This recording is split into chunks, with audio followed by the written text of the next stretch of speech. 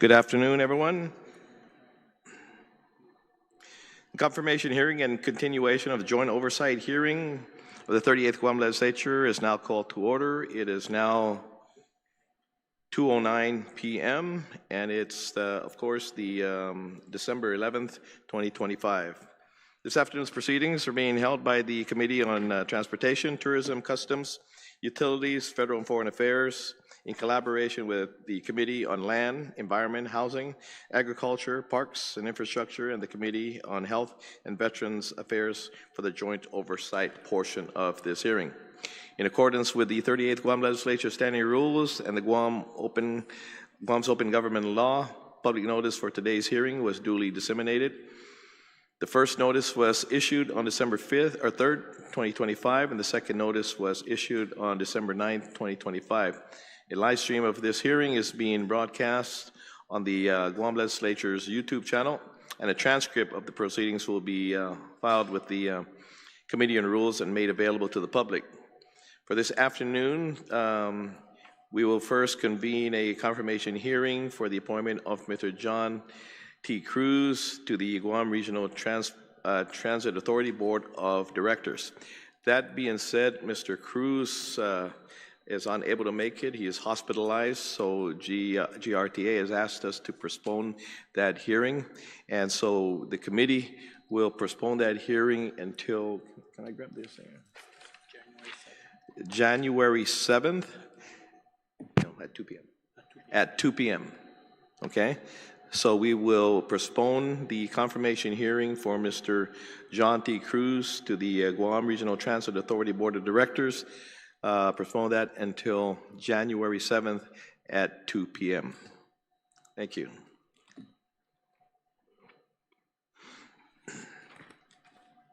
We will now go to the oversight hearing. Before I do so, let me go ahead and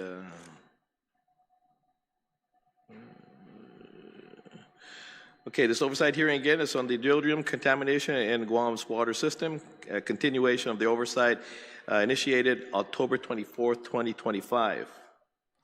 Once again, good afternoon to everyone who remains with us as, of course, we resume this oversight of the 38th Guam Legislature regarding Dieldrin contamination in Guam's water system. On October 24th, 2025, we convened our first joint oversight hearing on this matter, where we received detailed presentation and testimony from the Guam Waterworks Authority and the Guam Environmental Protection Agency. We examined detection data, regulatory thresholds, advisory standards, and ongoing treatment efforts. Across our island, our people, parents, grandparents, workers, and business owners are all asking the same fundamental question: is the water safe to drink? That question alone should concern all of us. It is not a question that any community should have to ask in 2025. It tells us that somewhere along the line, whether in testing, monitoring, communication, or coordination, something had broken down. It is our duty as lawmakers to continue to dig deeper until we fully understand where, why, and how we can fix it. At our last hearing, the primary focus was on water quality and regulatory response. Since then, it has become increasingly clear that understanding the agricultural side of this issue is essential. Dieldrin is a banned pesticide, one that should have no place in our environment, let alone in the water our people use every day, single day. Its presence raises serious questions about historical pesticide use, land management practices, enforcement, and the long-term impacts of agricultural activity on our soil and groundwater. For that reason, we found it prudent to now call the Department of Agriculture to join us in this continued oversight. Their expertise and historical perspectives are critical in helping us understand how pesticides such as Dieldrin were historically used and regulated on Guam, whether there are records, maps, or data that can help identify potential source areas, what safeguards and enforcement mechanisms exist today to prevent similar contamination, and how our agricultural, environmental, and water agencies can work together to protect both our food systems and our drinking water. Let me be clear, this is not about placing blame on any single agency, landowner, or industry. It is about responsibility, transparency, and accountability across the system. It is about ensuring the Guam Waterworks Authority, the Guam Guam Environmental Protection Agency, Department of Agriculture, Department of Public Health and Social Services, and other relevant agencies are working in full coordination, sharing data, communicating clearly, and acting swiftly to safeguard the health of every resident on this island. So as we continue the joint oversight hearing, the questions before us remain serious. How extensive is the contamination, and what do we know today that we did not know at our last hearing? What role does historical and current pesticides use play in this contamination? Are our monitoring, enforcement, and communication systems strong enough to prevent a situation like this from happening again? And most importantly, what steps are being taken now, not just in water treatment, but in land use, enforcement, and education to ensure that our water remains safe in the long term? Before we move on, I would like to again remind everyone in attendance of the Instituto and Guam's General Rules of Conduct. Individuals testifying shall first be recognized by the chairperson before speaking and shall state their full name and title for the record. All questions and testimony must remain relevant to today's agenda, and I ask that all participants maintain proper decorum throughout the proceedings. We will now proceed to hear the agencies that we have invited. Following the agencies will provide testimony, answer questions to this afternoon. The Guam Waterworks Authority, the Guam Environmental Protection Agency, GEPA, the Department of Agriculture, and the Department of Public Health and Social Services. For the record, all four agencies were formally invited by the committee to appear at today's hearing. At this time, I would like to call forward again the representatives from GWA, Guam EPA, the Department of Agriculture, and Department of Public Health and Social Services. Before we begin, brief updates from GWA and GPA. I would like to hear from the Department of Agriculture, Department of Public Health and Social Services as well. At this time, before we begin our testimony presentation, I can have the Sergeant at Arms please swear in all the agency representatives that will be testifying. Sarge. You can please rise and raise your right hand. Under penalty of perjury, you affirm that any and all information you provide today, whether it be verbally, electronically, and in writing, be the truth, the whole truth, and nothing but the truth. Mr. Chair, under oath, you may proceed. Thank you, Sergeant at Arms. Thank you. I want to also welcome, of course, the chair of EPA. Is also, of course, Vice Speaker Senator Tony Ada, Vice Speaker Ada, and also Senator Chris Duenas. Thank you very much for joining us. I'm sorry? No. Did she leave? Yeah, she left. Thank you very much. Miguel, go ahead and identify yourself, and then you can go ahead and start. Yeah. You know, we're sorry. I think it's just EPA, right? Just making a video presentation, or yeah. You know, our Wi-Fi is down, and so we have hard copies. Okay, so that's all right. Sorry about that. Thank you, Miguel. Thank you. Thank you, Senator. My name is Miguel C. Bordallo. I'm the General Manager of the Guam Waterworks Authority, and we do have some updates since the last oversight hearing that we would want to share. And this covers the period from October 24th through today. And just to start off with covering the point of entry or point of use treatment systems and that initiative that GWA announced previously following our October 10th announcement and initiation of this point of entry system provisions and installation. We did undertake additional efforts to communicate the program via direct mailer to the affected customers on November 5th. And as of December 9th, we have 305 applications that have been received, and the program will continue until the permanent treatment system is implemented at Y15.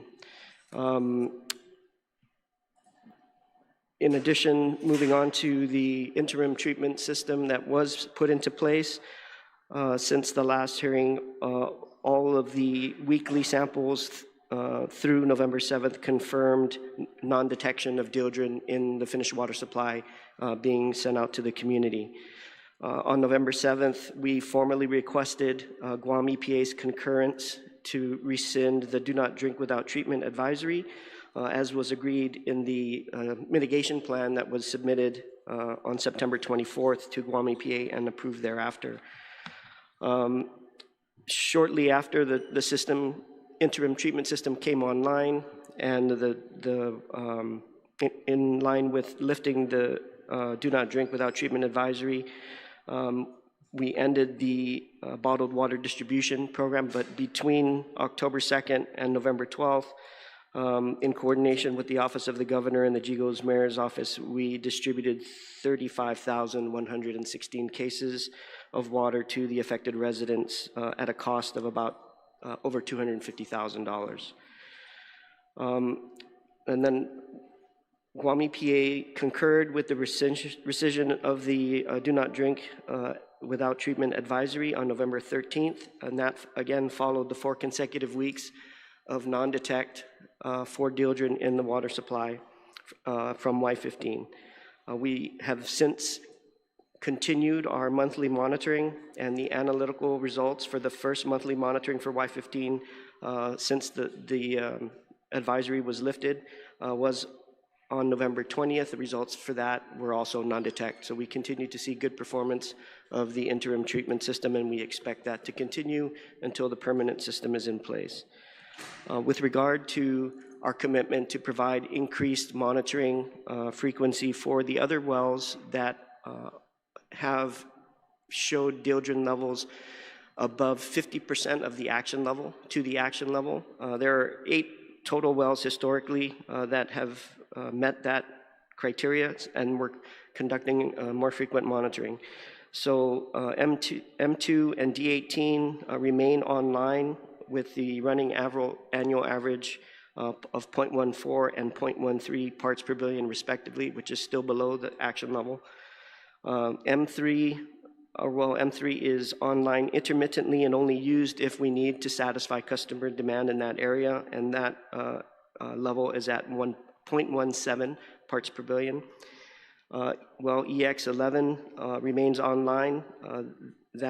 The dieldrin level there is at 0.16 parts per billion, still below the action level. Well, M4 remains offline. The treatment system for that site is under construction as of the time that it was taken offline. With the latest sampling, quarterly sampling, that is at 0.17 parts per billion. And then well, D17 is also offline. The treatment system there is also under construction, and the level at that well is 0.17 parts per billion. 2 other wells, we've already given you the results for Y15. The 2 other wells are A23 and A25, but those have not been in operation since 2016. Those were not tested, and there is a treatment system currently under construction, as you can tell by the traffic diversion that occurs down Route 4. So that covers our monitoring of the remaining wells that may have dieldrin levels of concern. In addition, we previously have expressed our support of efforts to investigate the sources of dieldrin contamination in the water supply. We sent a letter yesterday to the Guam EPA administrator confirming that commitment and offering any technical resources and other support that we can provide. And then we also recently, on the point of entry system, completed our procurement process and have selected vendors to supply these systems for installation by GWA at the affected residents who have applied for such systems to be installed. We transmitted our procurement record to the Office of the Attorney General, I think on December 5th, and it is now with them. We anticipate once that clears, we will issue the notice to proceed in purchase orders and expect delivery of the first units within 4 to 6 weeks, after which we will be able to start the installation process. And we will coordinate with affected residents who have applied to schedule that and make sure that we are meeting their requirements as well as providing the systems that were procured. Just as an update on the permanent construction of the permanent treatment systems.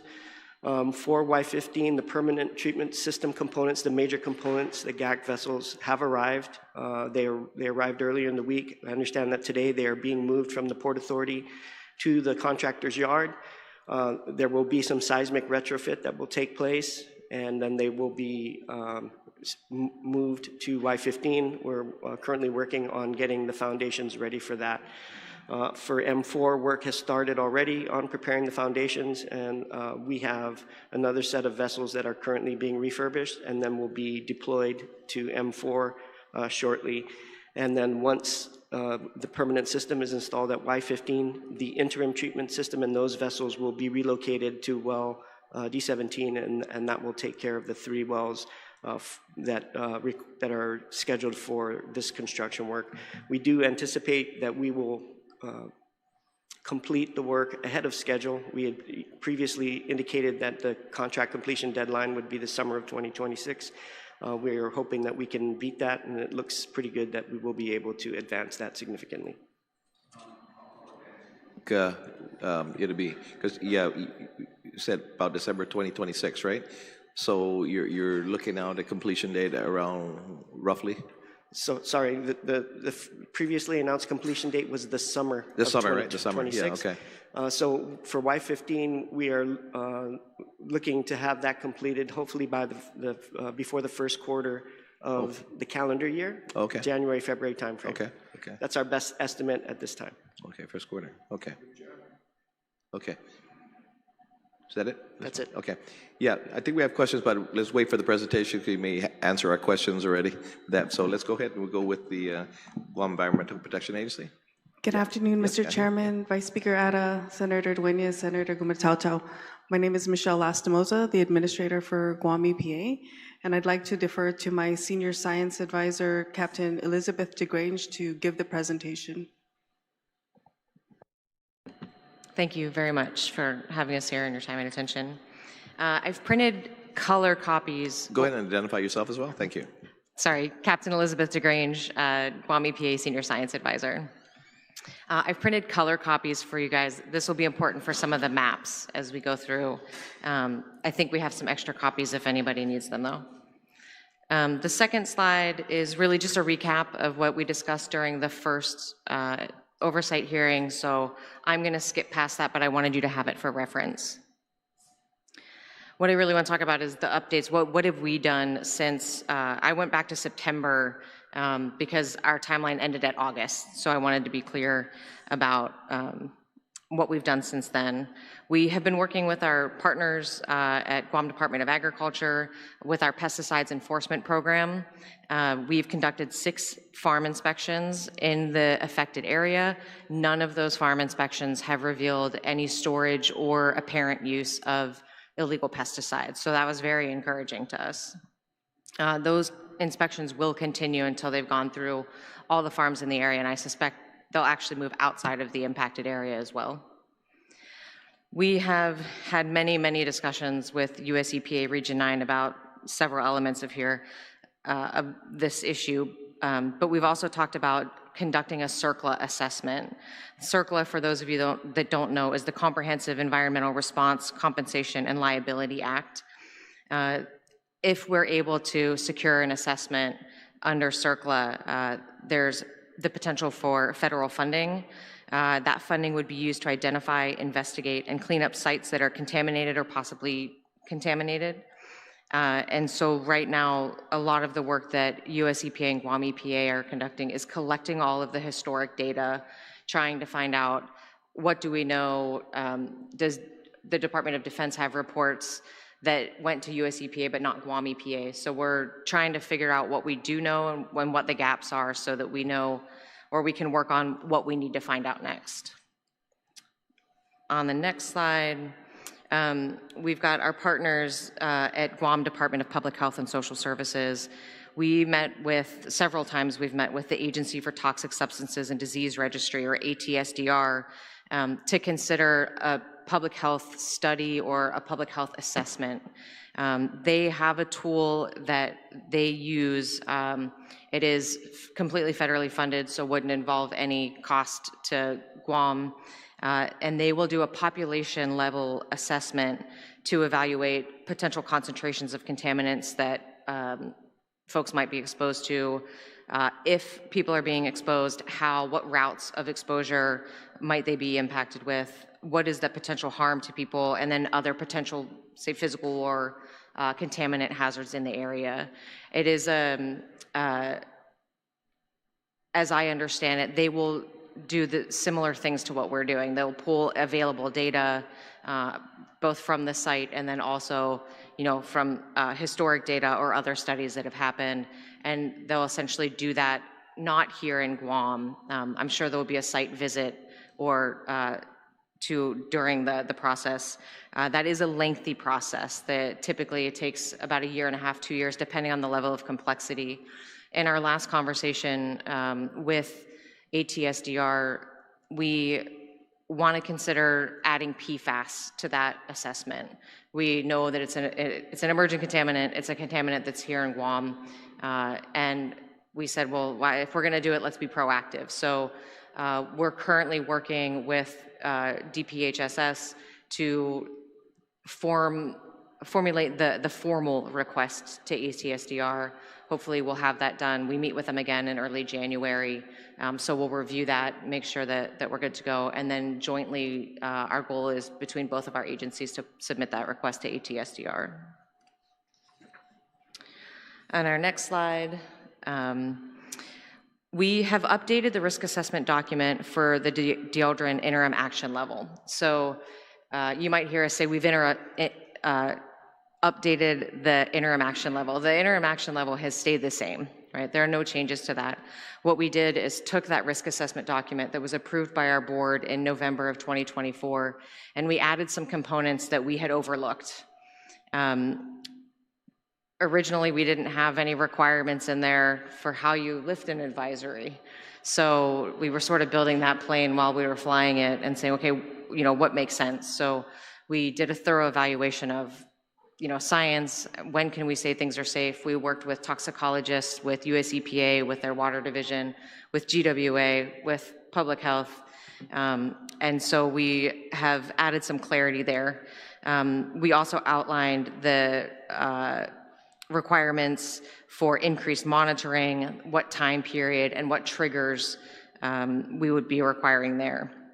Outside of lifting the advisory, we also increased monitoring requirements after Dieldrin detections.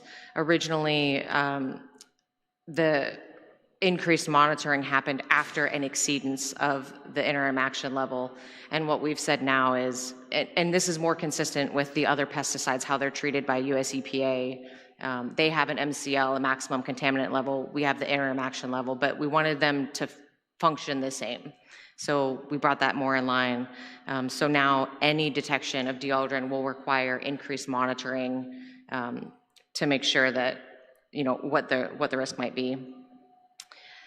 We added a requirement for monitoring, notification, and re-entry of any well that's been previously taken offline because it was in exceedance of our interim action level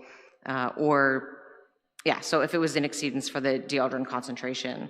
So I think the last part of that is that we updated the advisory language so that it's more consistent, again, with US EPA's approved language for pesticides. So I think it's clearer, I think it's cleaner. Of course, I think that because I did a lot of the writing of it, thank goodness for all of my colleagues, but I want to remind everybody, we've had public notices out, but our proposed updates are currently open for public comment. They went out on 26 November. They'll be open for public comment through 17 December. We wanted to make sure we gave folks extra time, not just the 10 days that are required. We'll have a public hearing to also take comments on our proposed updates at 1500 hours on 17 December at the Guam Administration Building. And that's 173304 Mariner Avenue in Tees and Barragata.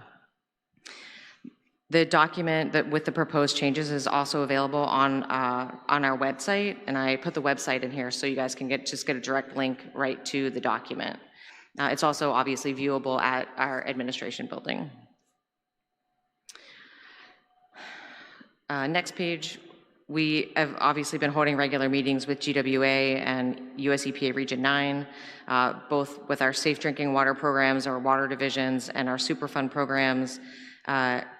I understand that we've been requested to meet with the regional administrator in person, probably near the end of January or February. So early next year, we'll go to meet with them.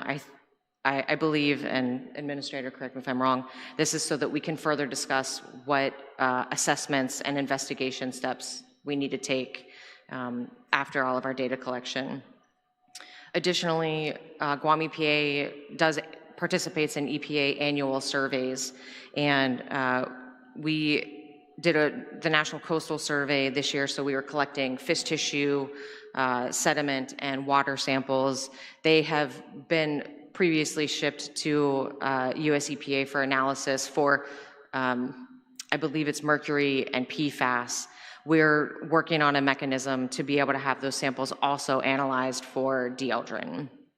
Might not be possible, but we're hopeful that it's just going to cost some extra money. We're also conducting the wetlands assessment, the National Wetlands Assessment in FY26. So we're working with US EPA to ensure that those samples are also tested for Dieldrin. Thank goodness for WERI, our principal hydrologist, Dr. Nathan Habana, and his team of one, Claire. We've met with them several times. They have educated, certainly me, on hydrology, and I think that's one of the bigger parts of this update and why the maps are important. So I'm sorry for those of you that can't see this. The first map is basically focused on the wellhead protection area. In yellow outline, you will see housing that has since been demolished. It was demolished starting in the second half of the year in 2014, and then through, I think, 2017. I spared you of all the individual maps showing all of those. In orange outline, you can see various housing elements, both military and civilian. What Dr. Habana and his team tried to do was focus on what are the potential sources that we could have. So that's why we've targeted these spaces. I should have opened with that. So we have the demolished housing in orange. We have current housing, both military and civilian, or other buildings that are available. Near the top, actually the center of the page where the well is, you'll see two red squares. They're both about ½ an acre in area. One of them is a storm drain. It's actually a sinkhole also, but that's where a lot of the stormwater runoff in that area drains. And then you'll see the ponding basin for Upi Elementary School. Again, they're about the same size. Towards the bottom of the page, you'll see two additional red outlines, and those are some of the larger farming areas in the area. Any questions on that? Actually, at this point, let me just ask this, because just recently they said there was a detection of Dieldrin in Tumon Bay. Okay, now are we speculating that the possible source is probably coming from the same? We are not, and the next couple slides will tell you why. Okay. But yes, we can talk about the TMDL that we put in for Tumon Bay also. So the next slide, you'll see lots of little blue lines and some black outlines. The black ridges are essentially the ridges of a wetland or of a basin. So from the edges of those black lines, water's going to flow into the middle of each of those black outlines. And sir, if you have a better way to explain this. Yeah, so it's the blue lines are the runoff paths. So from the edges of those, from the black lines, you'll follow the blue lines, water will flow in, essentially. The shaded areas of blue, green, and some with yellow in the middle are essentially denoting the inundation potential. So if that area did not drain, this is about how much water would fill up in those areas. So that's where it's going to collect. And the white lines that are on this are topographical lines. So it's just giving you some elevation. It's a little bit harder to see on this one. And I promise I'm going somewhere with this. So let's go to the next slide. So again, the black lines are the edges of the hydrological basin. So water will run in from there. The yellow through turquoise lines are topography lines. So this is subsurface. This is not the surface of the, or this is below the surface, looking more at the aquifer. So you can see the different elevation of the subsurface layers there. And then the royal blue lines are flow line boundaries. So water will flow perpendicular from those blue lines, and they'll follow the topographical lines to get down to the basin. And again, focused on the wellhead protection zone and the immediate impacted area. So the last slide is, or well, the next slide I should say, is the reason that we don't think that this particular area is necessarily the cause of contamination in Tumon Bay. So this is essentially a cross-section of the last map that we showed you. And you'll see I have a box around where Y15 runs in. I will not give you all the technical terms because I don't know all of them, but essentially the water that is pumped by Y15 is considered to be a suprabasal lens. So it sits above the sea level, and it's ultimately like a bowl. So water that goes in there generally is gonna stay right there. Unless we have a significant rainy season or lots of rain, it's not gonna, it won't come over the edge of that bowl and then down into the rest of the aquifer. So we think that it's probably not moving very far from there. Yeah, so I think those are, just understanding the hydrology is really important. We're gonna work with Dr. Habana and his team to do some confirmation in the field to make sure that the flows here are in fact what we're seeing. We have already identified sinkholes in the area, and that's gonna, again, allow a lot of that water to get into the ground pretty quickly. And so our last slide is just our next steps, right? We're obviously gonna continue the source investigation efforts, both with WERI, DOAG, Public Health, and also our EPA and ATSDR colleagues.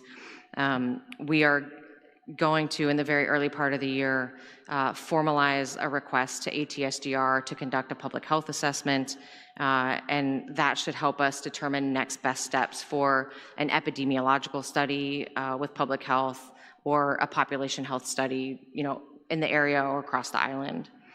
Again, I want to remind people that our public hearing for the proposed updates on the risk assessment document related to our Dieldrin interim action level is going to be 17 December at 1500 hours at the Guam EPA Administration Building. And with that, thank you for your time, and I will turn it back over to Administrator Lastimoza.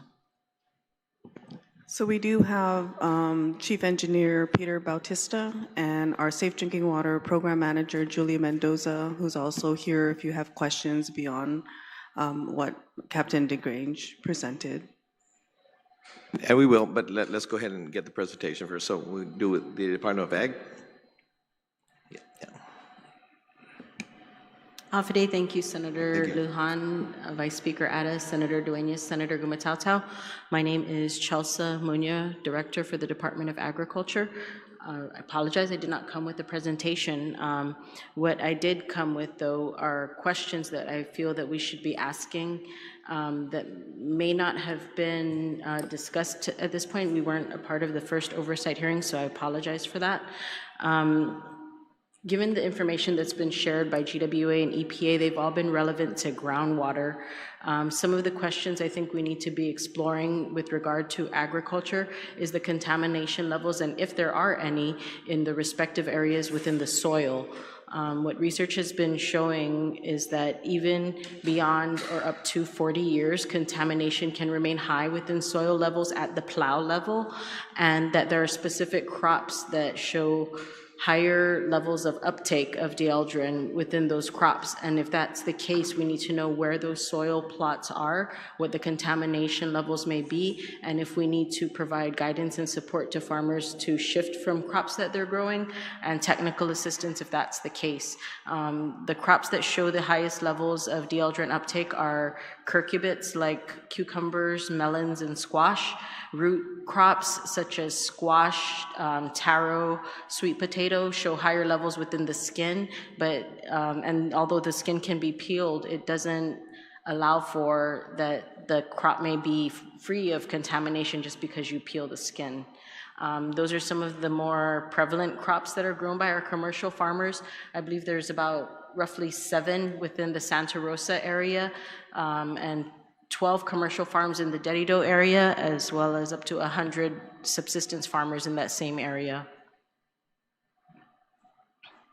Yes, thank you. Yeah, and thank you for being here, Madam Director, because actually the first night up in Giga when they had the town meeting there, you had a representative there from Ag that was asking the same questions as well. And there was I think there was this gentleman that also had mentioned that they had I think a horse ranch there, and had I think a few months prior to that, he had one of the horses died of cancer, I think he said it was, and so he was asking whether the water may have attributed to that, and likewise to the fruit and vegetables that are more susceptible to to contain dieldrin. So, you know what? Let's wait until the public health presents it as well. So maybe some of the questions we answer. But yeah, go ahead.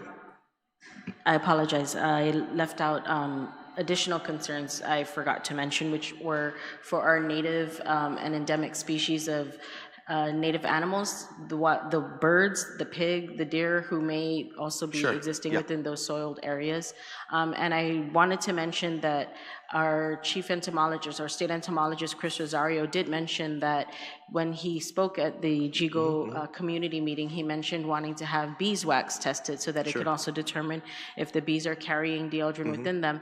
And he has identified 2 facilities that can test for that, Texas A&M and one in Kansas State University.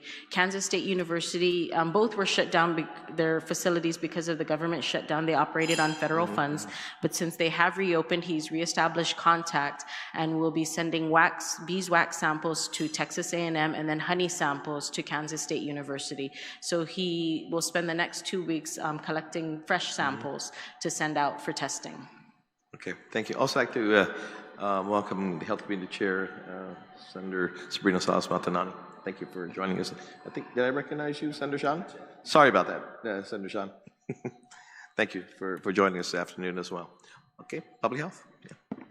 Half a day, Senators. My name is Leilani Navarro. I'm an Environmental Public Health Officer Administrator with the Division of Environmental Health, or DEH, with the Department of Public Health and Social Services. So as previously mentioned, DEH's involvement in these issues is a result of its regulation of establishments such as food facilities and schools in the affected area. Per the last oversight hearing, we reported that out of 11 affected health-regulated establishments, only 3 food manufacturers remained closed voluntarily because they didn't or couldn't obtain an approved alternate water source to prepare food. DEH continued to monitor their operations. On November 13, we conducted an assessment and confirmed that the 3 food manufacturers were still not in operation. And on November 17, when GWA lifted the advisory and Guam EPA had approved the water for use, we went back to the 3 food manufacturers and informed them that they may continue operations.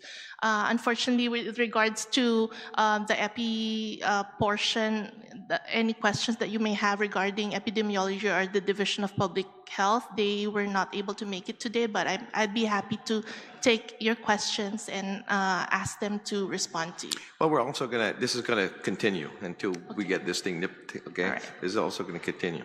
But is that your presentation? Yes. Okay, thank you very much. You're welcome. And we'll go to questions now. But let me ask, and it's open to anyone who can answer this, okay? But maybe we'll start off with Miguel in regards to, can you explain in I guess, our layman's terms, you know, it said that the possible source of the Dieldrin that may be detected in Tumon Bay may not have come from the same source.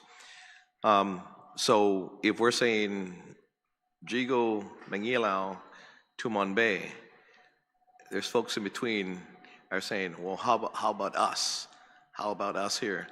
How is that being detected? I mean, I'm sure there are different wells and all that, but how can that happen down here and possibly maybe not in the drinking water in our hotel district and homes all over there? Because how can that skip and just go down there? So just in layman terms for us. I believe that in terms of the hydrology and the water table, what we're seeing at Y15 is isolated to that sub-basin, and there is no hydraulic connectivity between the waters that Y15 is drawing and waters that may be in other areas. And that's just all a function of how water flows within the sub-basins of the northern Guam lens. The other thing I guess I would say, and maybe Guam EPA can speak to this, is what we're seeing in the water well is a result of the entry of Dieldrin into the subsurface. There's lots of pathways, I guess, that could exist. I don't know exactly where the Tumon Bay data was from, but it could be surface water runoff, it could be sediment that caused that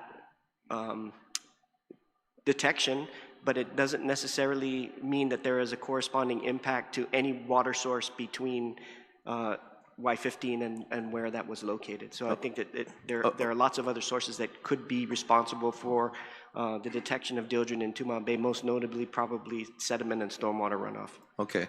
No, but I mean, sir, you raised your hands. Did you want to answer a question? Yeah. Go ahead and come forward and identify so that we can get you on record as well. Identify yourself. And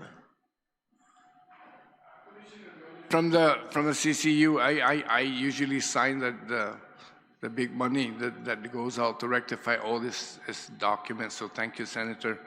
I just want to make mention that it seems like our water well is affected on the northern side of the well, not on the southern side. And we're not here to point fingers to any situation, but there is more farmers in the south of the island that in this area, but there's just no Dieldrin found in the south. It seems concentrated just on the north end area, and I think if there's any expenses that is needed to be done on this, I think it should not go to the ratepayers, you know, in any form. We should tap into our DoD resources so that maybe they can help us rectify and grow from our experience. We learn from our experience in life, and we rectify the problem. But again, it seems to come from one point area that we're seeing this source being contaminated, and it's usually right underneath our Air Force Base area. So I just thought I'd just throw that in. Thank you. Thank you. Thank you. Thank you, sir. I think more broadly, right, while we don't currently suspect that the contamination at Y15 is what is resulting in other contamination across the island, I want to remind everybody that for many years, Dieldrin was a legal pesticide and herbicide. It was widely used across the islands. So the fact that we're seeing legacy contamination is not a surprise. I think Y15 brings it to a head because it is in such a concentration that we have health concerns. There are other drinking water wells that have some level of Dieldrin contamination, as you know, Mr. Bordallo read off already. So the contamination isn't just on the Jigo side of the island. It does cover fairly large swath across the middle of the island, and it is primarily in the northern part of Guam, but part of what we're doing right now is collecting data from all of the military public water systems so we have a better idea of what they're seeing. And when we have more information there, right now they've had very low detections or no detection. Some of them also have additional treatment in place, not all of them. So I think that the reality is that we have a fairly broad contamination problem across the island. It's at much lower levels than it is at Y15, but that's part of why we want to consider a CERCLA assessment. That's why we want to look at different avenues. We may not be able to find a point source, is the reality with such a widely used legal pesticide for so many years. So I want people's expectations to be, right, like there's not necessarily a smoking gun. And so we're gonna do our due diligence and we're gonna look at every source that's possible. I will tell you that our pesticides program is relatively new. It does not have records before the 2000s about pesticide users or amounts of pesticide that came into Guam. Again, it was legal. We might be able to check with customs or some of the other shipping documents, but again, it was so many years ago by the time it was made illegal. It's 36, 37 years, and I don't know how many folks are gonna have records going back that far. What we do have is some historic data via the military installations that are involved in the restoration programs. So some of that data, I literally got the hour before we came down here. So we have to review that, and that's why we're spending so much effort to collect that data to see what's historic. Can we draw any conclusions from it? So are we coming close to drawing a conclusion? That's what, I mean, I guess from the last oversight hearing that, because I'm trying to see, because, you know, you said this was pesticide that was frequently used years past, right? But now it's more concentrated in the north at this point. So one of the things in the very first hearing, or not hearing, but the town hall, is that folks were asking, well, you know, now that it's been found to cause some illnesses, like, or potential illnesses and stuff, just how much of the consumption of years of consumption should one be concerned about? Because, you know, there was a broad use of this, and maybe the levels are not that high in other, or detectable in some areas, but there may be traces, but people have been consuming over the years, so the consumption over the years could have caused some health problems and things of that nature. And I get that. I mean, how close are we working with the military folks in this thing, and what collaboration do we have in? Because it sounded to me that at least in the northern part of the island, that maybe some of this may be attributed to things that may be used in the other side of the fence. Absolutely, sir. So, like I said, we want to do our due diligence. I don't want to point a finger at anybody until I have definitive data, right? Sure. My background's in forensic science and molecular virology, right? I will say that part of the public health assessment that ATSDR will do will look at that lifetime exposure. And those are also questions that we've asked of the toxicologists with US EPA. So they're taking those for action. They're doing their research right now. They're looking at, you know, what is the potential impact. The troubling part about Dieldrin and lifetime impact is that it's not just the isolated impact to a person, right? It doesn't take into account all of their other behaviors, smoking, drinking, other carcinogens in the environment, places they've lived. And so it gets really difficult to say this health impact is specifically associated to Dieldrin, especially because it's also not very well studied. So it's a confounder, right? And it does potentially muddy up the water, no pun intended. We have been in conversation with DOD and with the Superfund site managers for US EPA. That's part of why the data is coming in. We're all working on evaluating that. And we have been given indications that DOD is more than willing to work with us in pulling any additional data, looking at additional monitoring that they could put in place. And so it's not a fast process to dig back through, 40 years or 50 years of data. So I apologize for that, but that's where we are at the moment. Can I ask this as well? Is Dieldrin contained in Agent Orange? I think Dieldrin's separate from Agent Orange. But is there anything in there in Agent Orange that has Dieldrin? No. And the reason why I was asking, okay, because Congress had just approved that the servicemen and women who were affected with of course, illnesses from Agent Orange here in Guam were being compensated and were being treated for that. We, in the 37th Guam Legislature, we passed a resolution to include the civilian side of the House. And so the federal government had admitted and is compensating and going forth in regards to compensation and treatment of folks that were in the military. But we had civilian folks that worked alongside them that are not. And so I'm just wondering again if there's any correlation between that Agent Orange and the Dieldrin, because we have folks as well that were having ships or boats that came in the port and being washed down, and they were sprayed with that Agent Orange and all that. So again, I'm speaking out of ignorance of this whole thing. So it's okay. Agent Orange has actually been part of our conversation with public health. With regards to the exact chemistry, I've got to go look it up. I built a model of Dieldrin. It's sitting on my desk. I have to go look at the actual physical chemical structure and properties of Agent Orange, but I'll take that for action. Well, Dieldrin was also used as an herbicide. So administrator was saying that Agent Orange was used primarily as an herbicide, but Dieldrin most recently was used as a pesticide. It was previously used as an herbicide. So anything that ends in CIDE means that it's going to kill something, right? That's its intended purpose. So I'll evaluate that, but I will tell you that Agent Orange has been part of this conversation for us.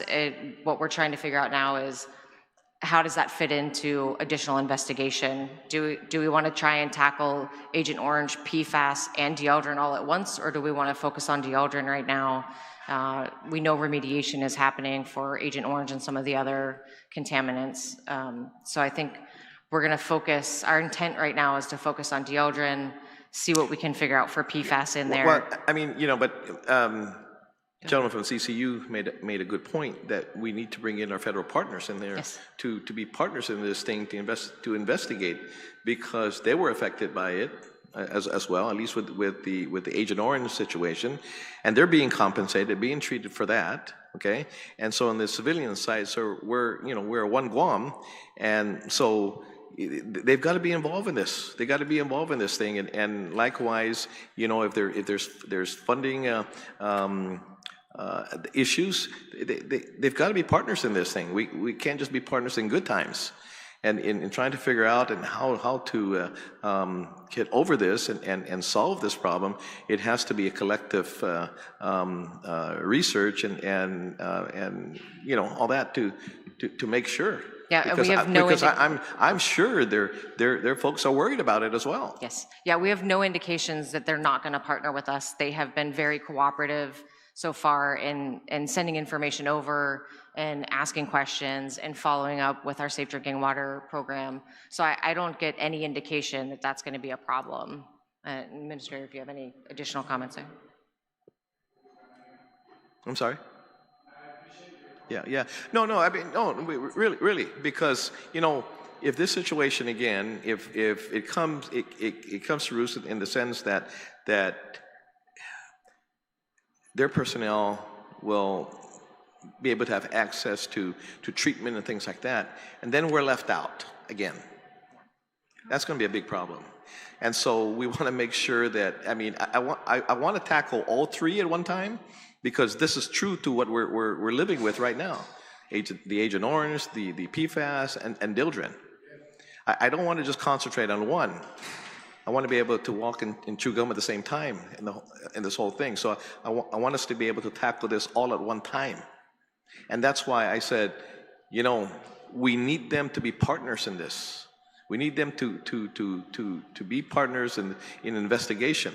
We got to nip this because, again, we just recently heard about the Dieldrin in Tumon Bay. We're doing all we can to I mean, just earlier I spoke to Senator Cruz Duenas about what we can do to build these hotel rooms, alternatives we can do. We're dying. And so we need to bring them in. I mean, you know how important it is for them to be in a.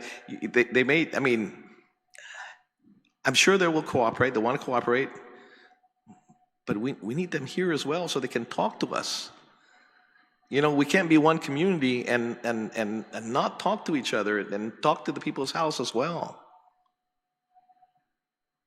I mean, I can't summon them, but. And we become partners, at least we have a report from them that this is what they have done, rather than just saying, you know, they haven't been, they will cooperate. And so we need to put an urgency in this thing, because next thing it will be, you know, Tumon Bay. I mean, that water circulates, Agana Bay and all that, and I'm glad at this point that it hasn't made big news in our source markets, because that'd be very devastating, but not just for tourists, but for ourselves. I'm very, very, very, very concerned, and I thank you guys. I thank you very much for that. But we need to bring the feds in to be partners immediately. Immediately.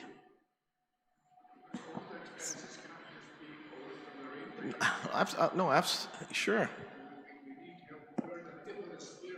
Yes. Hmm? Yeah. Why don't you come up and say, yeah. Okay. Yeah.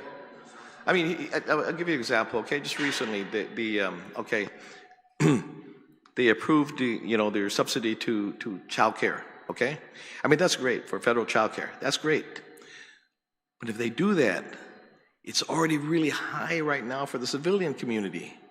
So imagine if you subsidize them, and then what happens to, I mean, we see what the price of housing right now. So we do that for childcare right now as well. We have to be partners and constantly talk about this. You know, this one Guam is not just a slogan. And it can't be. We can't tackle this by ourselves. We don't have the resources. We have expertise, but if we join forces, we can get to the bottom of this even sooner and get the resources that is needed. I mean, we're talking about missile defense system and things. I mean, we got Dieldrin in the water. We don't need North Korea. I mean, we don't need North Korea and communist China to nuke us. We're doing it ourselves. It's in our water.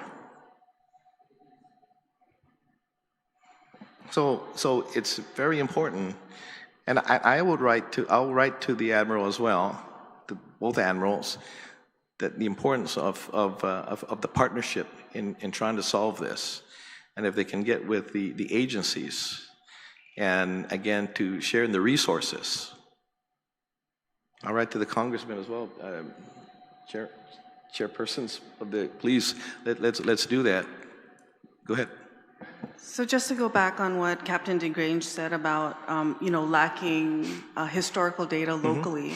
So that's kind of what started the conversation. So when the Circular program came to Guam, of course we met.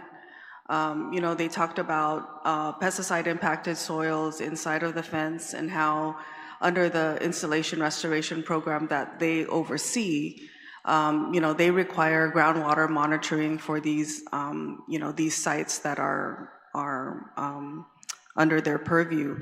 So when we talked about what historical data they have, so the installations are required to keep data for over 30 years.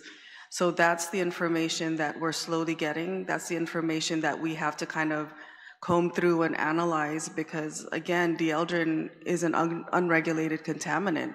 So while they may not have reported it because they're not required to report it, we have to comb through the data and see how far back they were actually reporting on the results of Dieldrin from the required groundwater monitoring.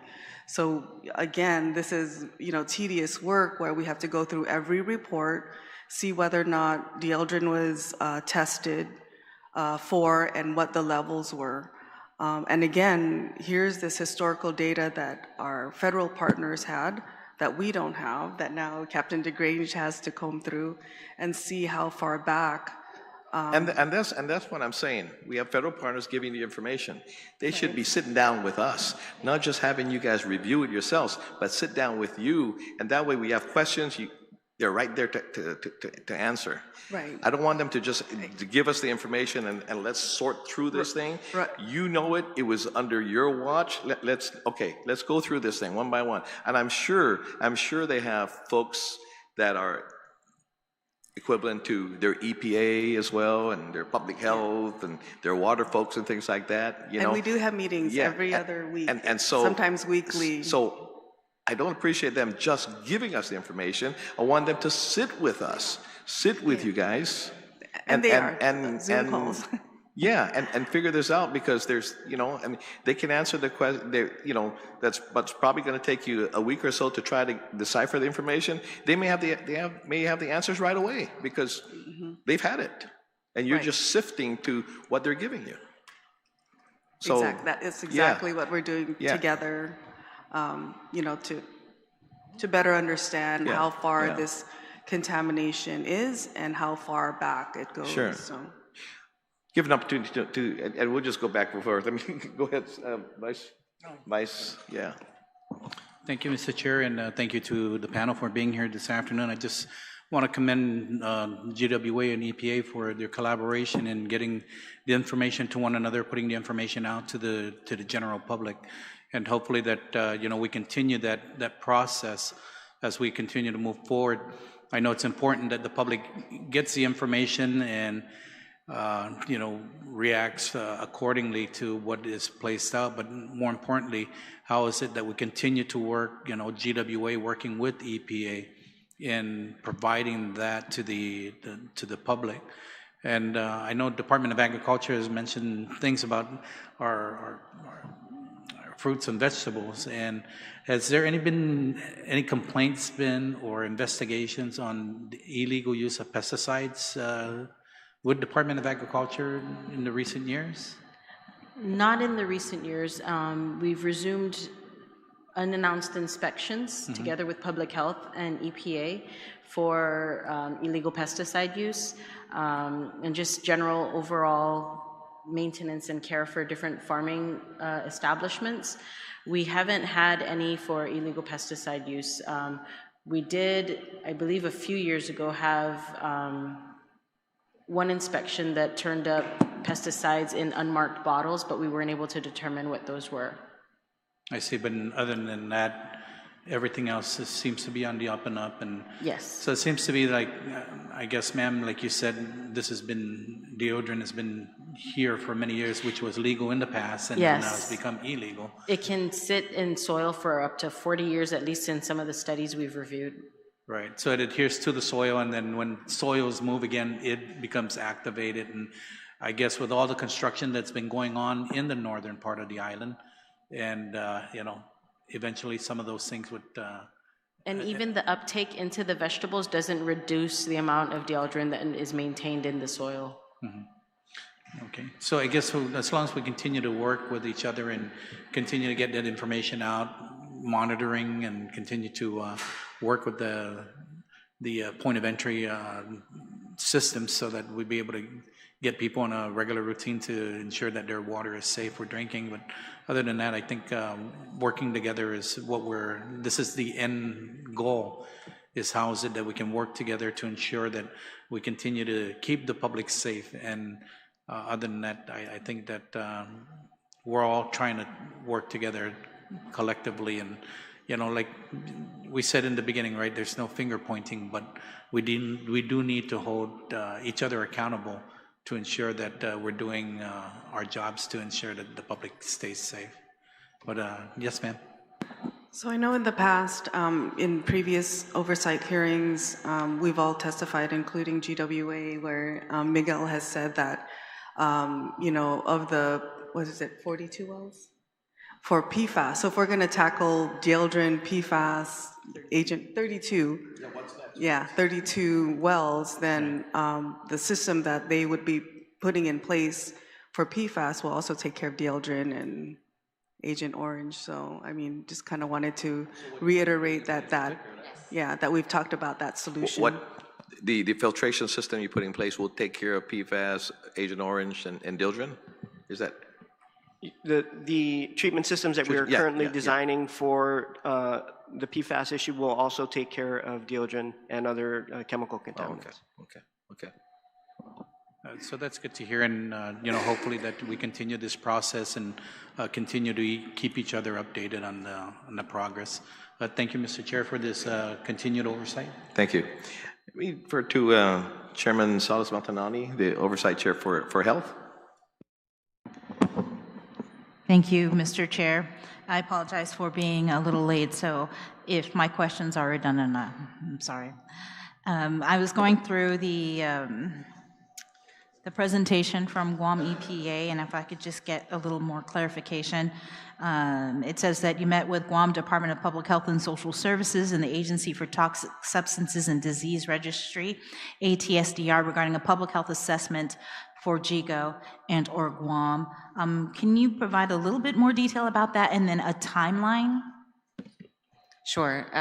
So I would say that my partners at Public Health, at least the state EPI, he and I talk almost daily, certainly weekly. We have been passing back and forth different research items that we found, any data that we can find. We're absolutely transparent, just sharing information with each other.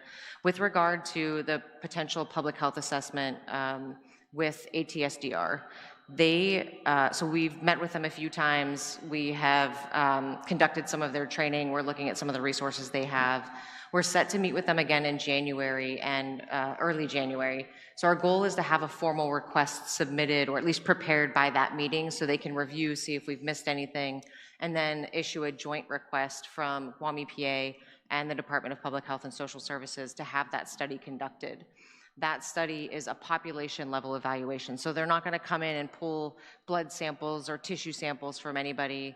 They're going to evaluate the data that we have on soils, on water, on whatever data they can find that we have here in Guam. They will also look at the toxicokinetics. They'll look at the toxicology. They'll look at public health trends here in Guam. They will look at any data that they can find and evaluate what the potential risk they see is. That study will probably take at least 1.5 years, maybe 2 years. They get into the weeds, right? And that's important. So they're not just going to look at the level of Dieldrin in the drinking water. They're going to look at the levels over 2 decades or 3 decades, as much information as we have. They're also going to look at, you know, the health behavior of the people that live in Guam. They're going to look at the impact from federal or Department of Defense here in Guam. So they're going to take into account all of those impacts. We also want to consider there some of the other pesticides, Agent Orange, probably PFAS, as we know that PFAS is going to be a risk for us. Now, the bonus about PFAS is that that treatment system is coming online very quickly. So again, reducing that risk to the people of Guam more quickly than with Dieldrin, right? So that, again, formal requests should be in by the end of January. We're happy to share that with you all when it gets submitted. And then the study can take, they told us to, you know, think about 18 to 24 months. but it's also at no cost to Guam. So they're gonna go do the research, they're gonna pull the information, they're gonna look at the toxicology and put that assessment together for us.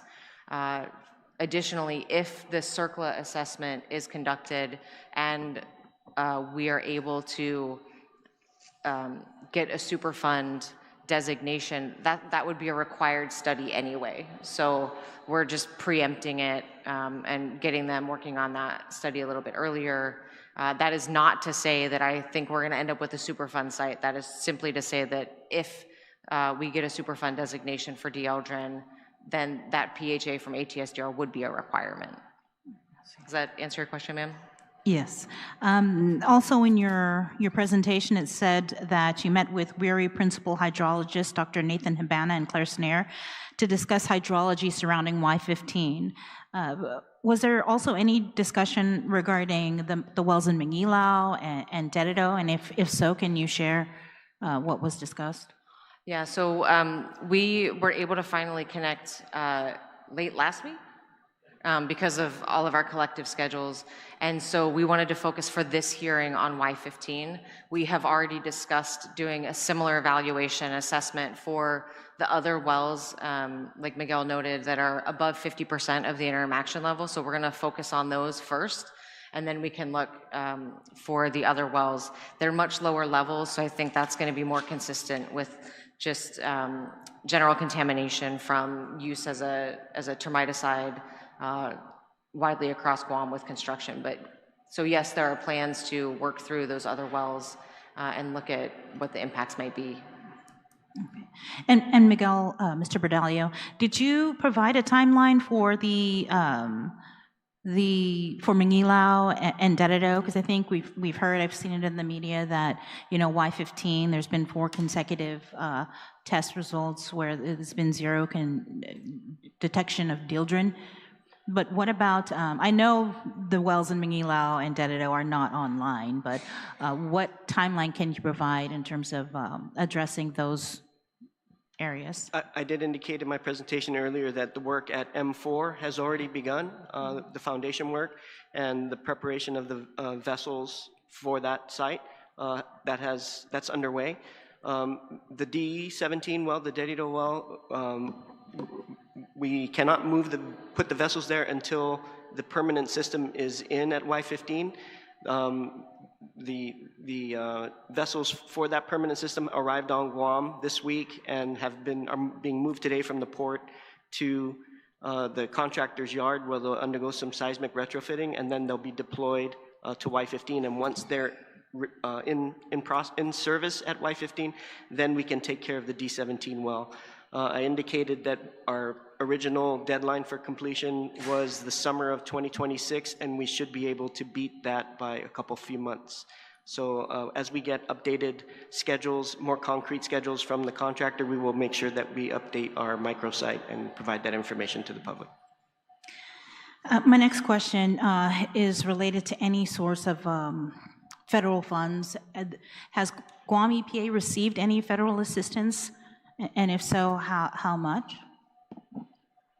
So we have received federal assistance in terms of technical assistance through our weekly, if not sometimes daily, conversations with our federal partners. And so with this CERCLA initiation of an investigation, they still have to work that up the chain, right? So it's still kind of preliminary. We think that it's going to happen. But in terms of a dollar figure, it's not, we haven't discussed that. It's going to be entirely born out of that CERCLA program. So whether it be personnel, technical assistance, you know, the laboratory services, the collection, whether they use a contractor or their own staff, we haven't determined a dollar figure that they would provide to Guam, but more technical assistance and services than a dollar amount coming to Guam EPA. So no money really has come. Not yet, no. I did want to ask, because I know that I was listening to Dr. LaGrange, LaGrange? DeGrange. DeGrange, Captain excuse me. DeGrange. Earlier about, the investigation into the source of the contamination, and it could be, we might not ever find out, right?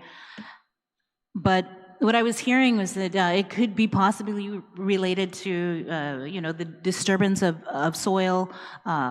So having said that, do you feel that we need better or regulations going forward whenever, I guess, there's any disturbance of soil, that maybe we should do testing or anything like that to kind of prevent this from happening anywhere else or in the future? Thank you, ma'am. Our chief engineer might be better able to speak to this. There are soil testing requirements for disrupted soils, and even the pesticide impacted soils at Anderson Air Force Base. There is a testing and monitoring requirement. They have a soil management plan that was put in place ahead of time to address those concerns. I do think that we should evaluate what the requirements are.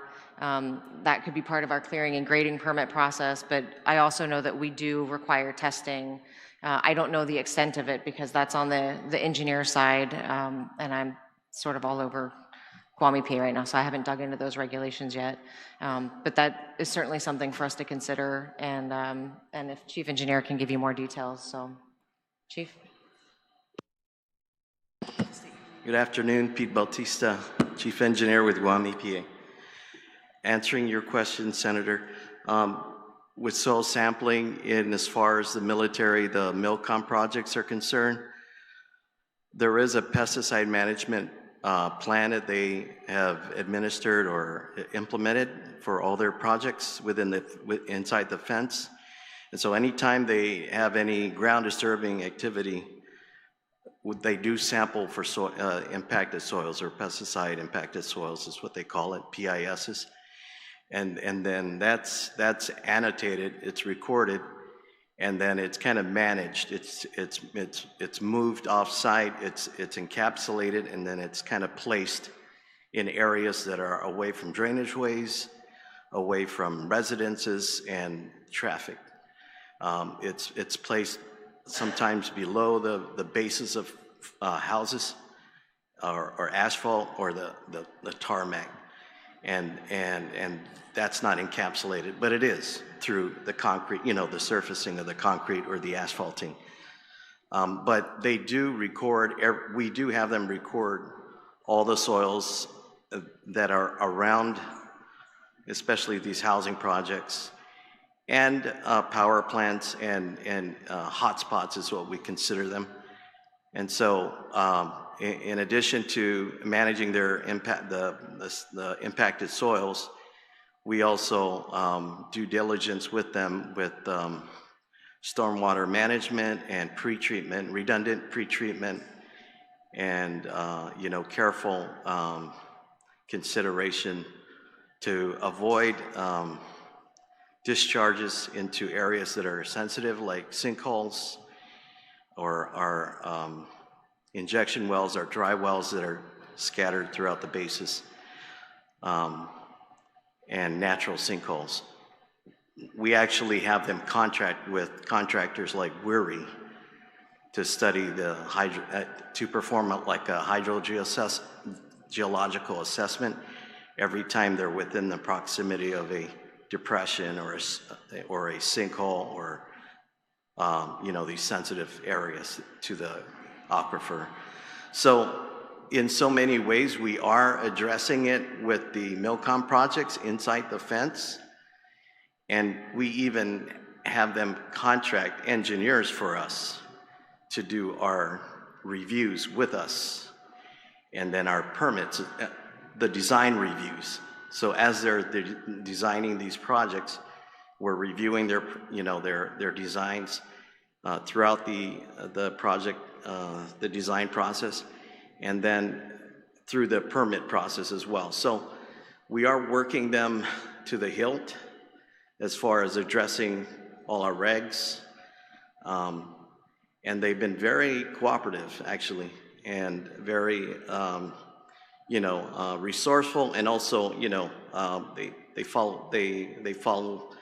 they address the concerns pretty adequately. So everything outside as well, outside the fence, we do address it through our permitting process, our clearing and grading permit process, as well as the building permit processes.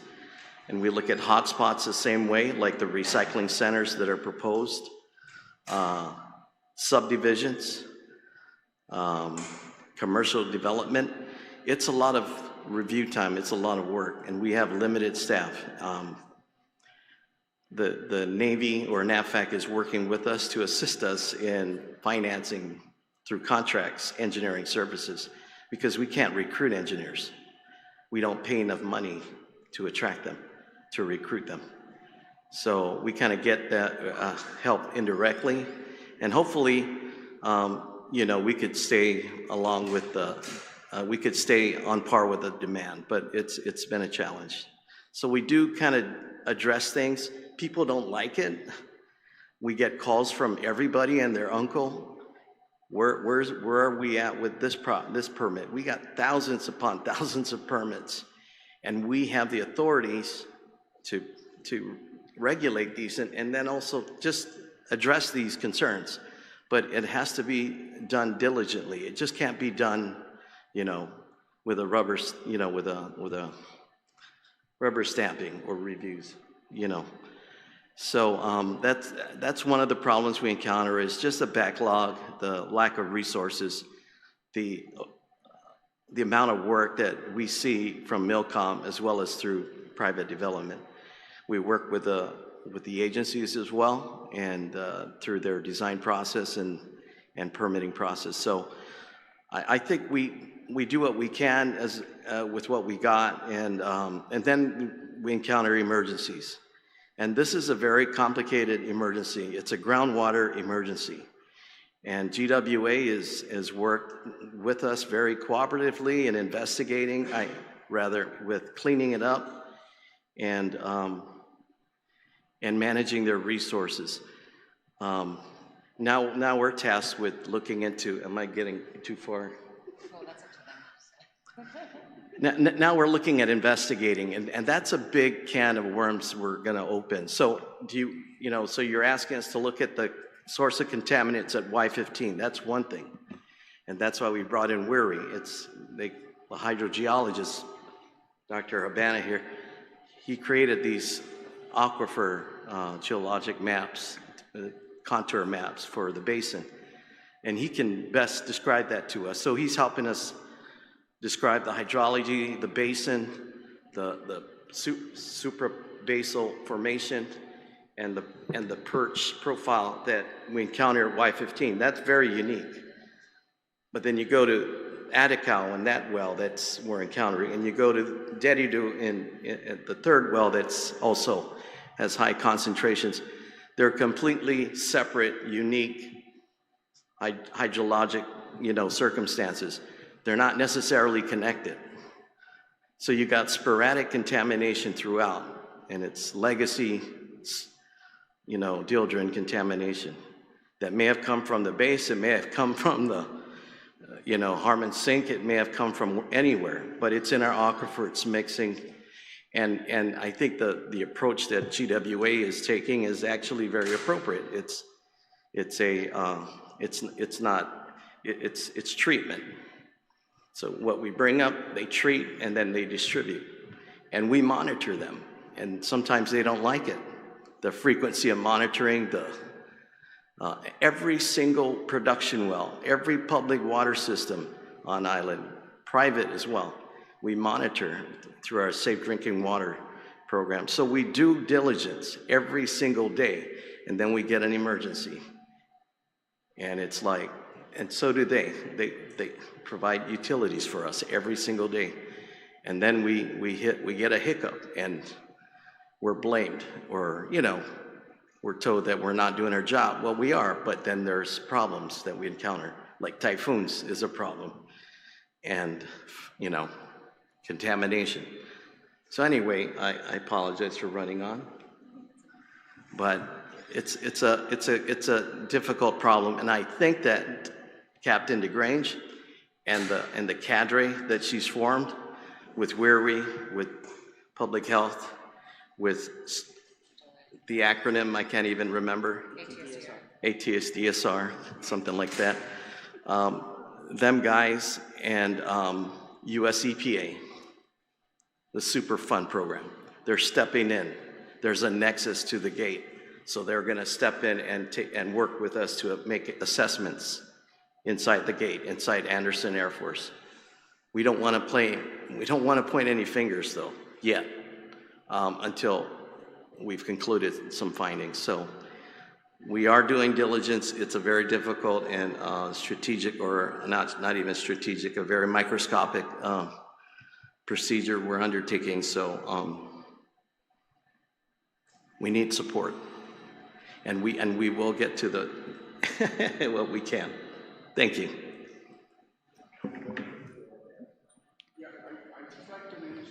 Could you turn on your microphone? Thank you. Melvin Duenas, CCU again, Secretary. I grew up in Interagency, and we employed almost half of the village as the largest farmer. We own over 300 cattle, carabaos, horses, and Dad was just a farmer. We used to supply all the produce to Anderson Air Force Base and Navy, and we took our chemicals from the military. We call it Diagen 500 back then, not Dieldrin. And we literally mixed this water with our hands, literally, to spray our field. And we have big fields that you can't see the other side of the, it's miles. And so, we were able to survive. Dad didn't make it, I was 52 years old, and I guess, at that time we weren't really educated enough for chemicals, but he died at a very young age. But as 10 brothers grew up, we literally mixed this chemicals, and we sprayed it everywhere on our farm, and it worked. But we don't see it in the southern part of the island affecting the water itself, is what I'm saying. It seems to be concentrated in the northern Wales. And so as we do this investigation, and if it goes back 40 years, maybe it'll help also to notice where the source is really zeroed in, and military installation should be able to really kick in, not just the ratepayers. So it affects everybody else, but we don't want to make our ratepayers continue to pay for something that we made a mistake. We want to learn from it, and that's all I thought I'd throw my 2 cents in there. Thank you. Mr. Bordallo, did you want to say anything? No? Okay. I have no further questions, Mr. Chair. Senator Duenas? Oh, I'm sorry.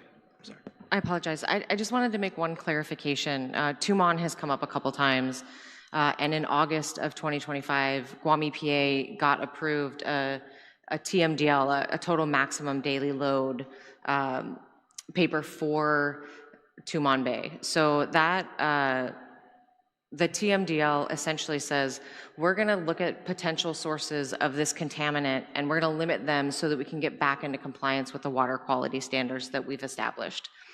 That's obviously very difficult when you don't have a point source, right? But I wanna be clear that our concern is not Dieldrin in the water so much as it is for fish consumption, and we need to know more information about the sediment. So we have very limited data.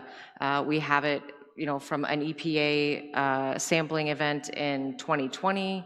And there's like 4 fish tissue samples, and that's not a big enough N for me to determine if there's a consumption problem. It's also not enough information for me to understand what the impact is to a human if they eat that fish. This is also something that we've brought up with ATSDR and with EPA Region 9. And so we're all trying to evaluate what the risk is and where that risk is. Dieldrin itself is actually not very water soluble. It doesn't like to be in water. It does love to stick to fats, so lipids, and soils, right? So that's why we see it relatively immobile until we disturb that soil. So our current thinking, both us, US EPA, and ATSDR, is that the fish are positive because, right, that's the life cycle. They eat little things that crawl in the sediment. The stuff in the sediment is eating even smaller stuff there. Fish eat fish, it bioaccumulates, right? But we don't think that it is a dermal risk in Tumon Bay. We don't have much information about the sediment. We don't know if the contamination is because of water running off in miscellaneous ways, shapes, or form, or if it's legacy, if it's in the sediment and it's going to be in the sediment until it breaks down. So without enough data to make that assessment, that's why I brought up, a couple of the coastal surveys and the wetland surveys. We want to collect and test those samples for Dieldrin so we can start getting a better idea about what it looks like. The hard part and why we can't extrapolate our situation to other situations is that there's really only, I think, 4 other states that even put in an interim action level for Dieldrin, and they have not been able to find sources for the most part, unless it was a manufacturer, and they haven't carried on long-term studies to evaluate some of these things. So we're leading the way for a lot of this evaluation, which is going to make it slow. It's going to make it frustrating. I promise you, I spend like 10 hours a day in the office reading scientific journals and pulling data and working with our partners to say, what questions do we need to ask? We sincerely appreciate the input that we've gotten from everybody. I think we've had some really great partnerships, and we will keep working on this, certainly.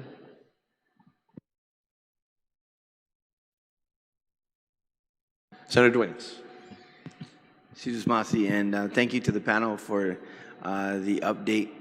I think for our listening audience and those that will probably report on this tomorrow, we've had a very in-depth and very technical discussion, so I'm going to take it in a little different direction on what people might be thinking and might be on their mind in terms of this follow-up. Thank you, Miguel, for joining us today. I know on the prior hearing you were off island, I believe, and so I just want to take it to this level because I think this is what people want to know right now.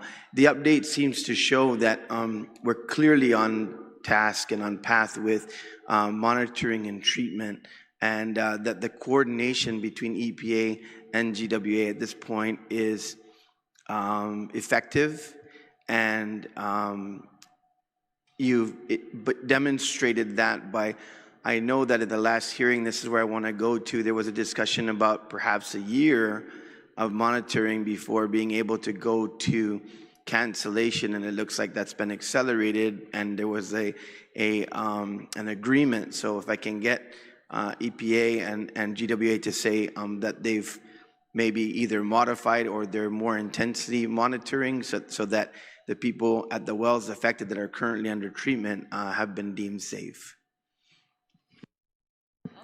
Go ahead.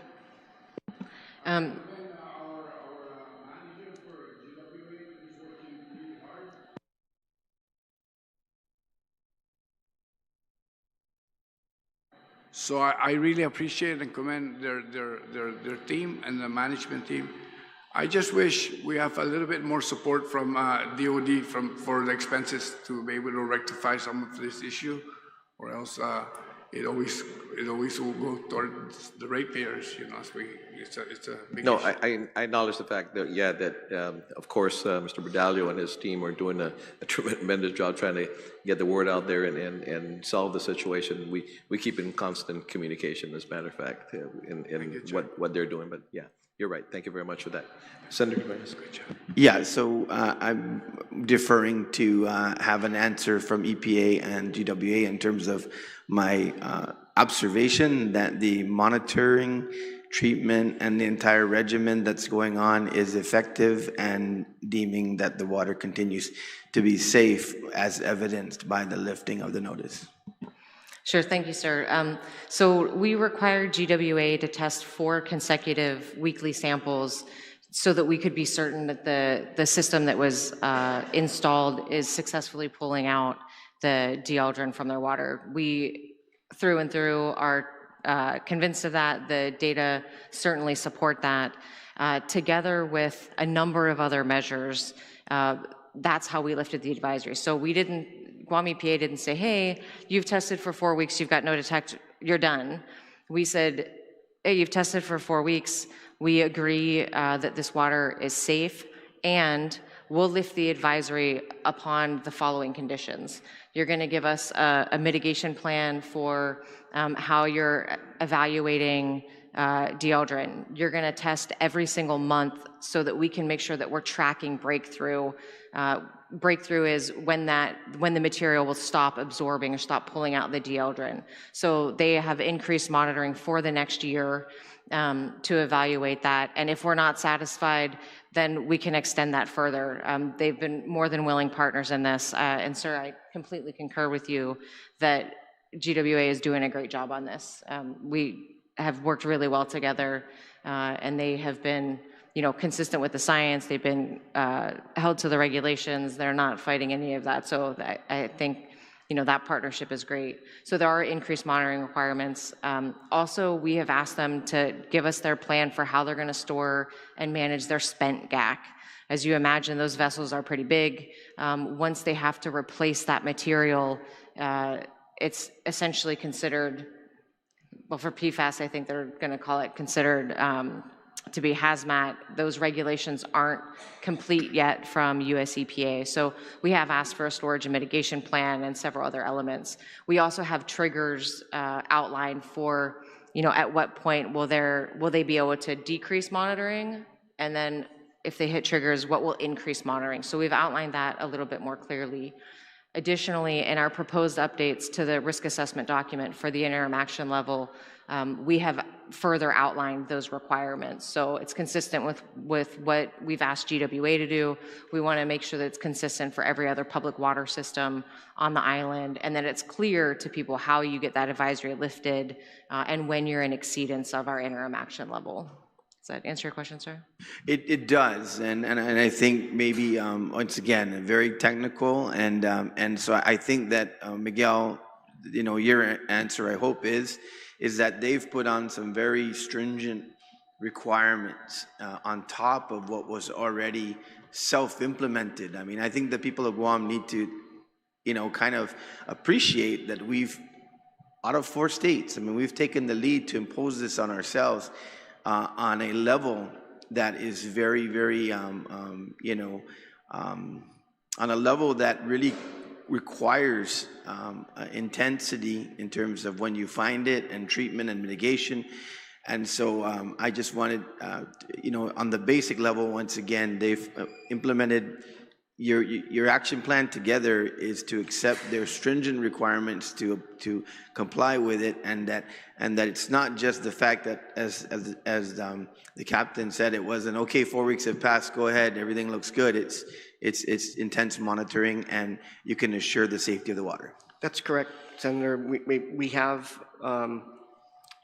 complied with the request for the increased monitoring. We will continue that. We have as much interest in making sure that we have that data for our own operational purposes as for demonstrating regulatory compliance. So we will continue to do that to ensure that the water remains safe to drink as it is now with the effective treatment system that's been employed at Y15. And we are working our hardest to try and accelerate the installation of additional systems at those other wells that are still below the IAL, but we'll continue to put those in. And then as we move forward with the current design contract for treatment systems for other emerging contaminants, that will also take care of Dieldrin at a multitude of other sites that we will be putting out for construction as soon as our design process is completed. So we continue to work towards ensuring that water from all those sources are safe to drink. So when your engineer also and the contractor provided information in the last hearing, and my question, I'm just going to be a little redundant about it so people understand that GWA is not only on it, but as you mentioned earlier, you've got systems coming in and you're mitigating in other areas. it seems to me like this particular Y15 incident has kind of brought in a best practices for immediate mitigation while you're getting on to the full system, basically retrofit or fit for our eventuality of PFAS and the like that you've, I would like to say that you, and hope to say that you pretty much have an action and reaction plan when you monitor other levels and levels are coming out. Yeah, so specifically for the emerging contaminants, Dieldrin and PFAS, they have been in our 5-year master plan. So the Y15 incident caused us to accelerate, the interim treatment system for this one location, but we have been proceeding with all the steps required that we've put in our planning, along with, to support that plan, the bond financing that we need in order to pay for these improvements, right? That is also, we've been working hard to get that in place, and we've successfully did that earlier in the year. So that all supports our overall plan to install these treatment systems and to continue to make improvements to the water production and delivery. Great. I think that I'm just going to move over to agriculture and public health real quick and then just have a final comment. So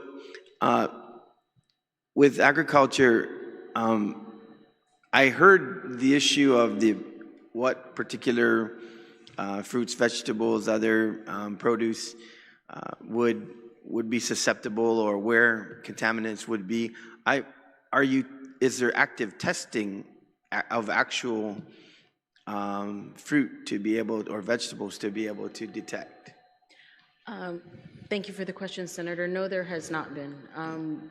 We don't know for sure that the fruits or vegetables within those identified areas are contaminated. We just broached the topic with public health, and we're still trying to figure out a mechanism to conduct the testing because we don't have that capacity on island. And if you send fruits off island, by the time they get to wherever they're going, they're often rotted, which would alter the test results. So we're still trying to figure out how to do that. We have also talked about, well, in another context, in our conversations with the DoD partners, we've talked about the possibility of identifying funding to establish laboratories for EPA so that we would have the capacity to conduct all these various kinds of testing on island without spending millions of dollars to send products off island for testing and then waiting weeks for results. I think for the general public's knowledge, Chelsea, it would be important to know, I would think, and I just want to see if you can confirm this, that most farmers are using water treated by GWA to water their crops, other than, of course, what God gives us through the natural precipitation, which I think that disturbance would be natural in and of itself, right? So, I think if the water, generally the majority of the water being used for crops are from treated water from GWA, do you think we can consider that we're at least relatively safe at this point? Sorry. Yes, we do know that a general majority of the farmers use water, but again, part of our concern is also what possible contaminants may be in the soil, right, more so than the water.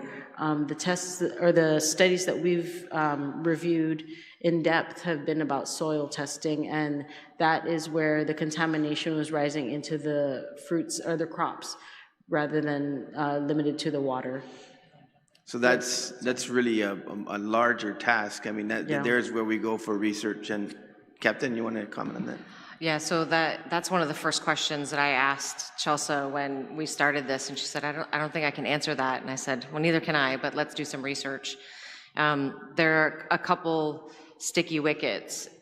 If those crops contain Dieldrin and they're consumed, we don't know what the bioaccumulation is. We know that it will bioaccumulate, but we don't know what the rate of absorption is. We don't know it by volume. We don't know it by other like biological processes. So that's a struggle. There is, to date, I have found no research on that yet. That is a question that has been posed as part of the assessments, right? So both the ATSDR public health assessment that we intend to request before the first quarter of the year is over.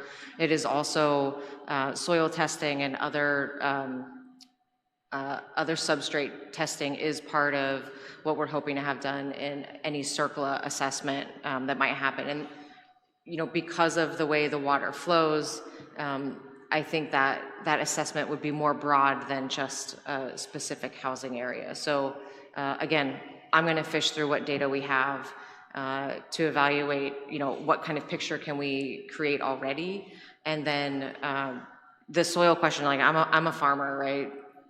My husband and I, that's actually what brings us joy in the world.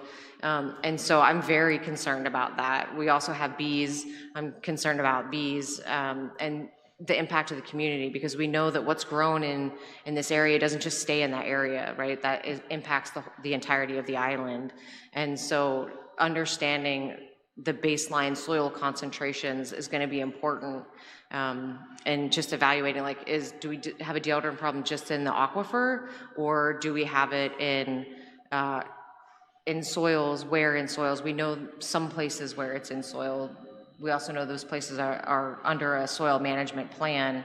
So looking at the baseline outside of those areas is important to all of us, and that is also part of why with our wetland survey, we take more than just water samples there. We take sediment, we take soils, and so that's why we intend to test for Dieldrin chlordane in those studies as well. And Yeah, Senator, to even take it to another complex level, in various produce, it's not just about testing the flesh of the produce or the meat of the produce, but how much accumulates in the roots and the leaves, because they differ from how much would accumulate in the flesh.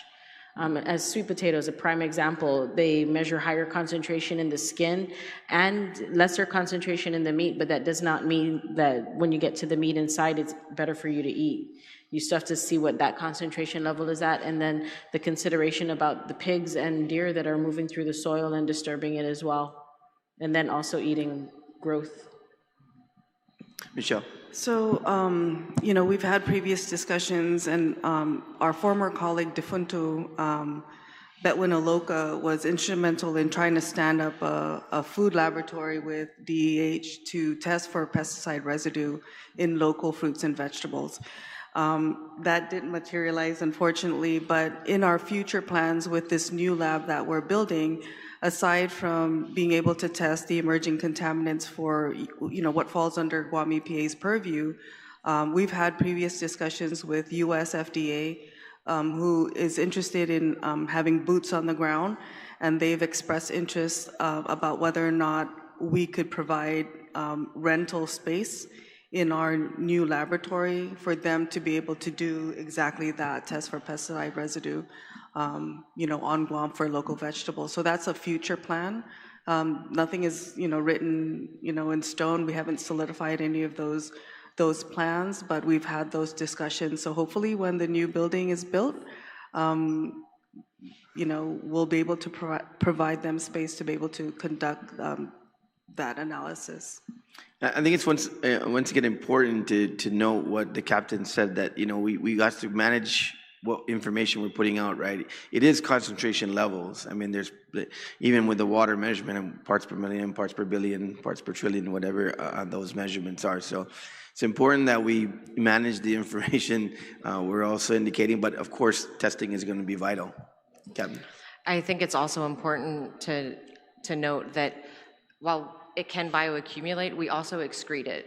So over time, right, if I have a small concentration that I consume, my body is going to remove that over some period of time, right? There are, again, a dearth of studies that look at what that time takes, what the rates are for different populations of people. I haven't found very much information about it at all. So, what you take in, you're only going to have a certain amount of that that's actually going to circulate through your body or find fatty tissues to hang out for a little while. But over time, your body will break it down and excrete it. So that's another rate that we don't know, and that makes it really hard for us to say, you're good to go and you can eat those and it's fine, or no, you're not, right? So rather than try to get everybody nervous about it, what we've tried to tell people is what we know, which is we know it bioaccumulates in plants and animals. We know that it is also broken down in fish and animals and excreted. We don't know the rate. We don't know the baseline levels in the soil. we're doing our best to try and figure that information out. And for public health, once again, for the public's information. So as you mentioned, just to go over your presentation again, that you were mostly concentrating on the affected areas, restaurants, those food service areas. That was under control in terms of your notice. And now any establishment that's open has been open based on the water being safe to use for cooking and consumption. Yes, Senator. So we have confirmed that all 11 establishments are now in operation, and they're using the approved water source. So my final comment, Mr. Chair, really is obviously we have, 3 levels of where we're operating at here, in my humble opinion, and the need for more collaboration, more work, and it sounds like the meetings are taking place, more investment in the studies. But where the rubber hits the road is people want to know, is the water safe? Have we stepped up to meet the levels that we've found to be in excess of what is our self-imposed requirement? I think the answer at this point is yes. Are we prepared to mitigate wells as they're tested and reach those levels? I think the answer is yes. I think the final answer, and I just wanted to get this on the record one more time, Miguel, I mean, just because of PFAS alone, and when you went to market for funding for the mitigation and the systems to be installed island-wide and treatment capabilities, I think we're in a perpetual treatment environment going forward, especially since we talk about this as legacy contaminants. Obviously, there's a reason why they've been banned. There's a reason why they're no longer in use. So we're going to deal with it for whatever time goes forward. But would you concur that basically we're going to be in a monitoring and treatment regimen pretty much for the foreseeable future?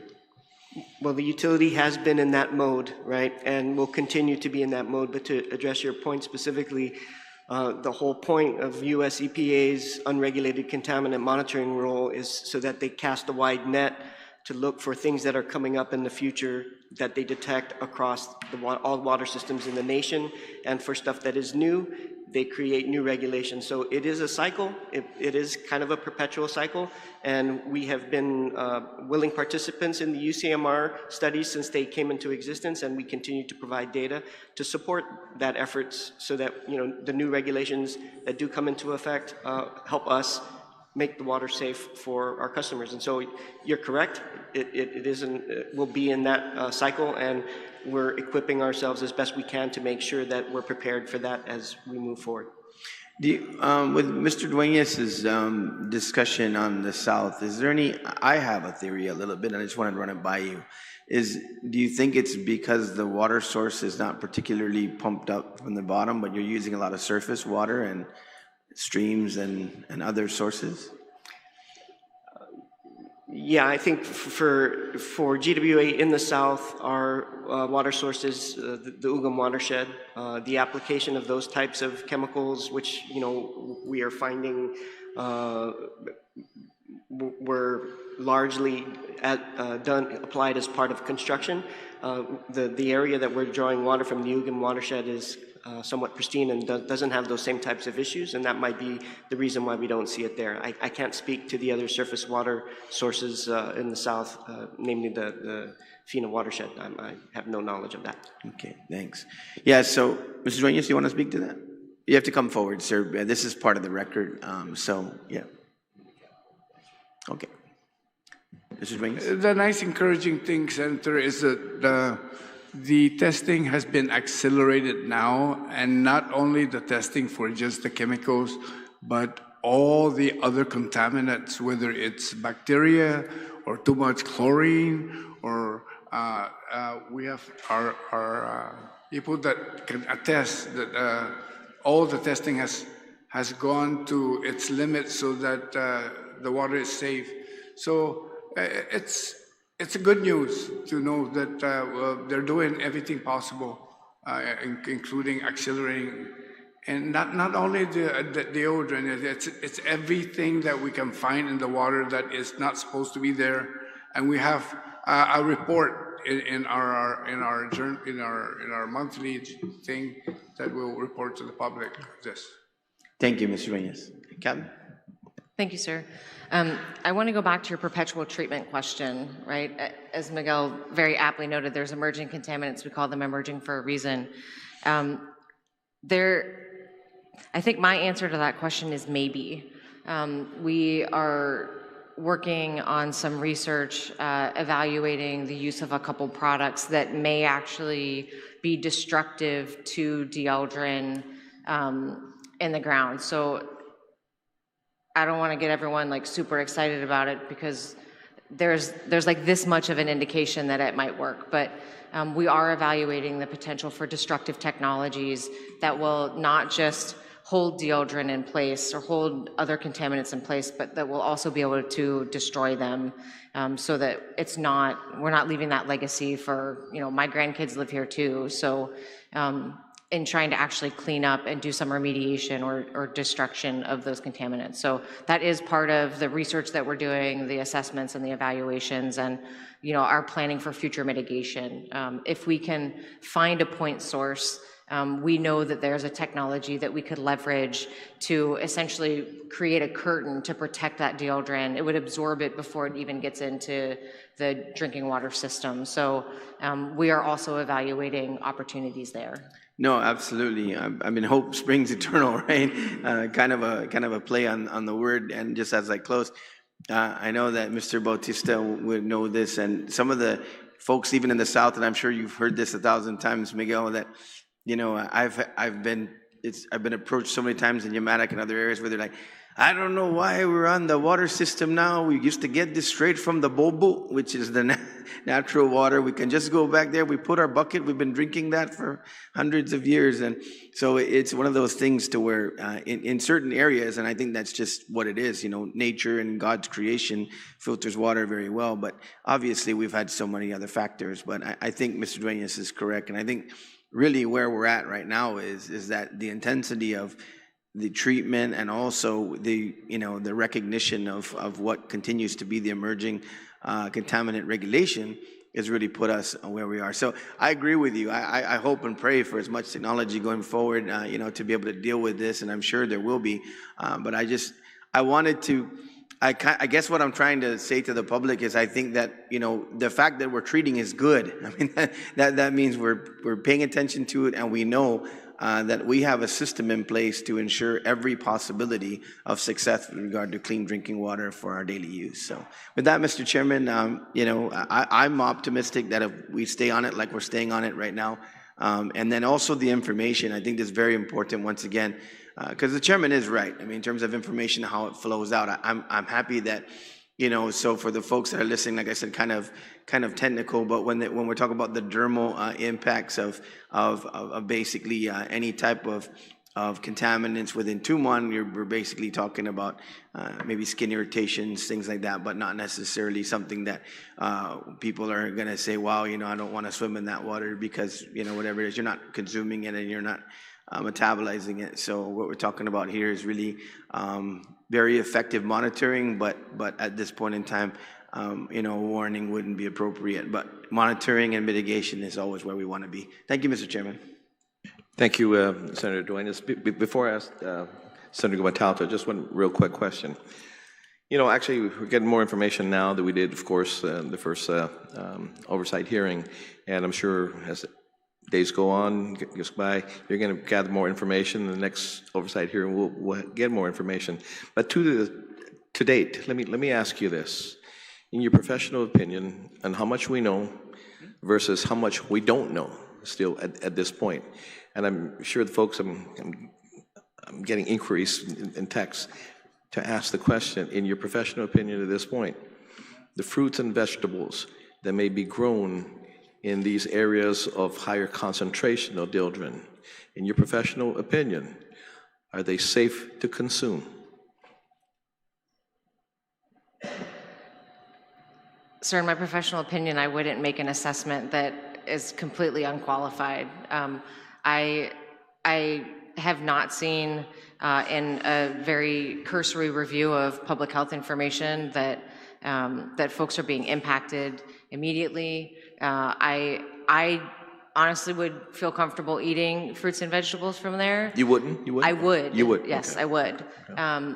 However, as a scientist, I think it's inappropriate to, go out and say, oh, I think it's fine, right? Because the minute I say that, then we do our due diligence and research, and I come back and then I tell you, oh, sorry, I was wrong. Well, then I'm the bad guy, right? So would I go eat it today? Yeah. Would I have a problem with that? No. Am I willing to tell the public that I think it's safe? As a scientist with scientific rigor, I think it's inappropriate to ask that because I've already said I don't have information to substantiate that. Well, the reason why I'm asking this because these were the first things that were brought up, of course. And back then too, there was caution about even brushing your teeth and even taking a shower. And so that being said, brushing your teeth, taking a shower, swimming, you're basically taking a bath. Of course. And so what has transpired from then till now that we know of that, maybe that precaution that we took or the warnings that we had back then are no longer in place because, what we've learned.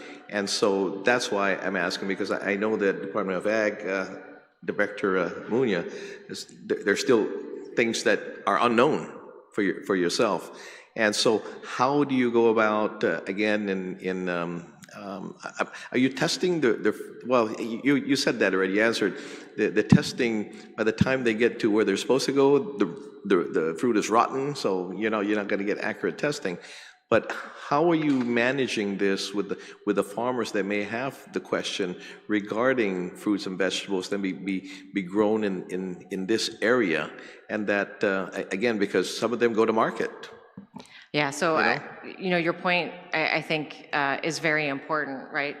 We started out with an overabundance of caution. We wanted to be as protective as possible, and then back off, right? We don't want to open the floodgates and then say, oh, wait, everybody come back in, right? The horse is already out of the barn at that point.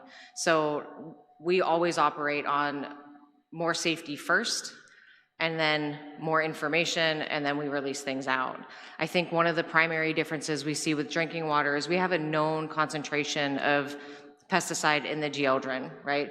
You can make a general assumption, right? There are factors to assume how much water someone is taking in a day and how many minutes a day they spend in the shower. At this point, I have no ability. I don't know the baseline concentration in the soils. I don't know, I know generally speaking, uptake in some vegetables, but not necessarily the crops that are in the affected area. I don't know how long those crops have been in the soil. I don't know how much people are eating. I don't know what they're doing to it that might additionally break down or concentrate the pesticide. And I mean, Chelsea and I have spent hours together coming up with all the questions, like what do we need to know? How can we get that answered? What's the best place to look for it? One of the things, as Director Muña also noted, is part of our delay is that the government was shut down for however many days it was, right? I was at work, but without some of that technical expertise and without some of that reach back, it has been very difficult for us to answer that.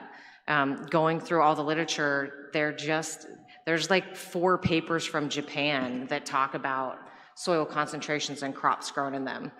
We do see a significantly a lower concentration in plants even when they're coming out of the soil. So whatever the soil concentration is, generally speaking, what's in the fruits or the edible parts of the plant is a lower concentration than the soil.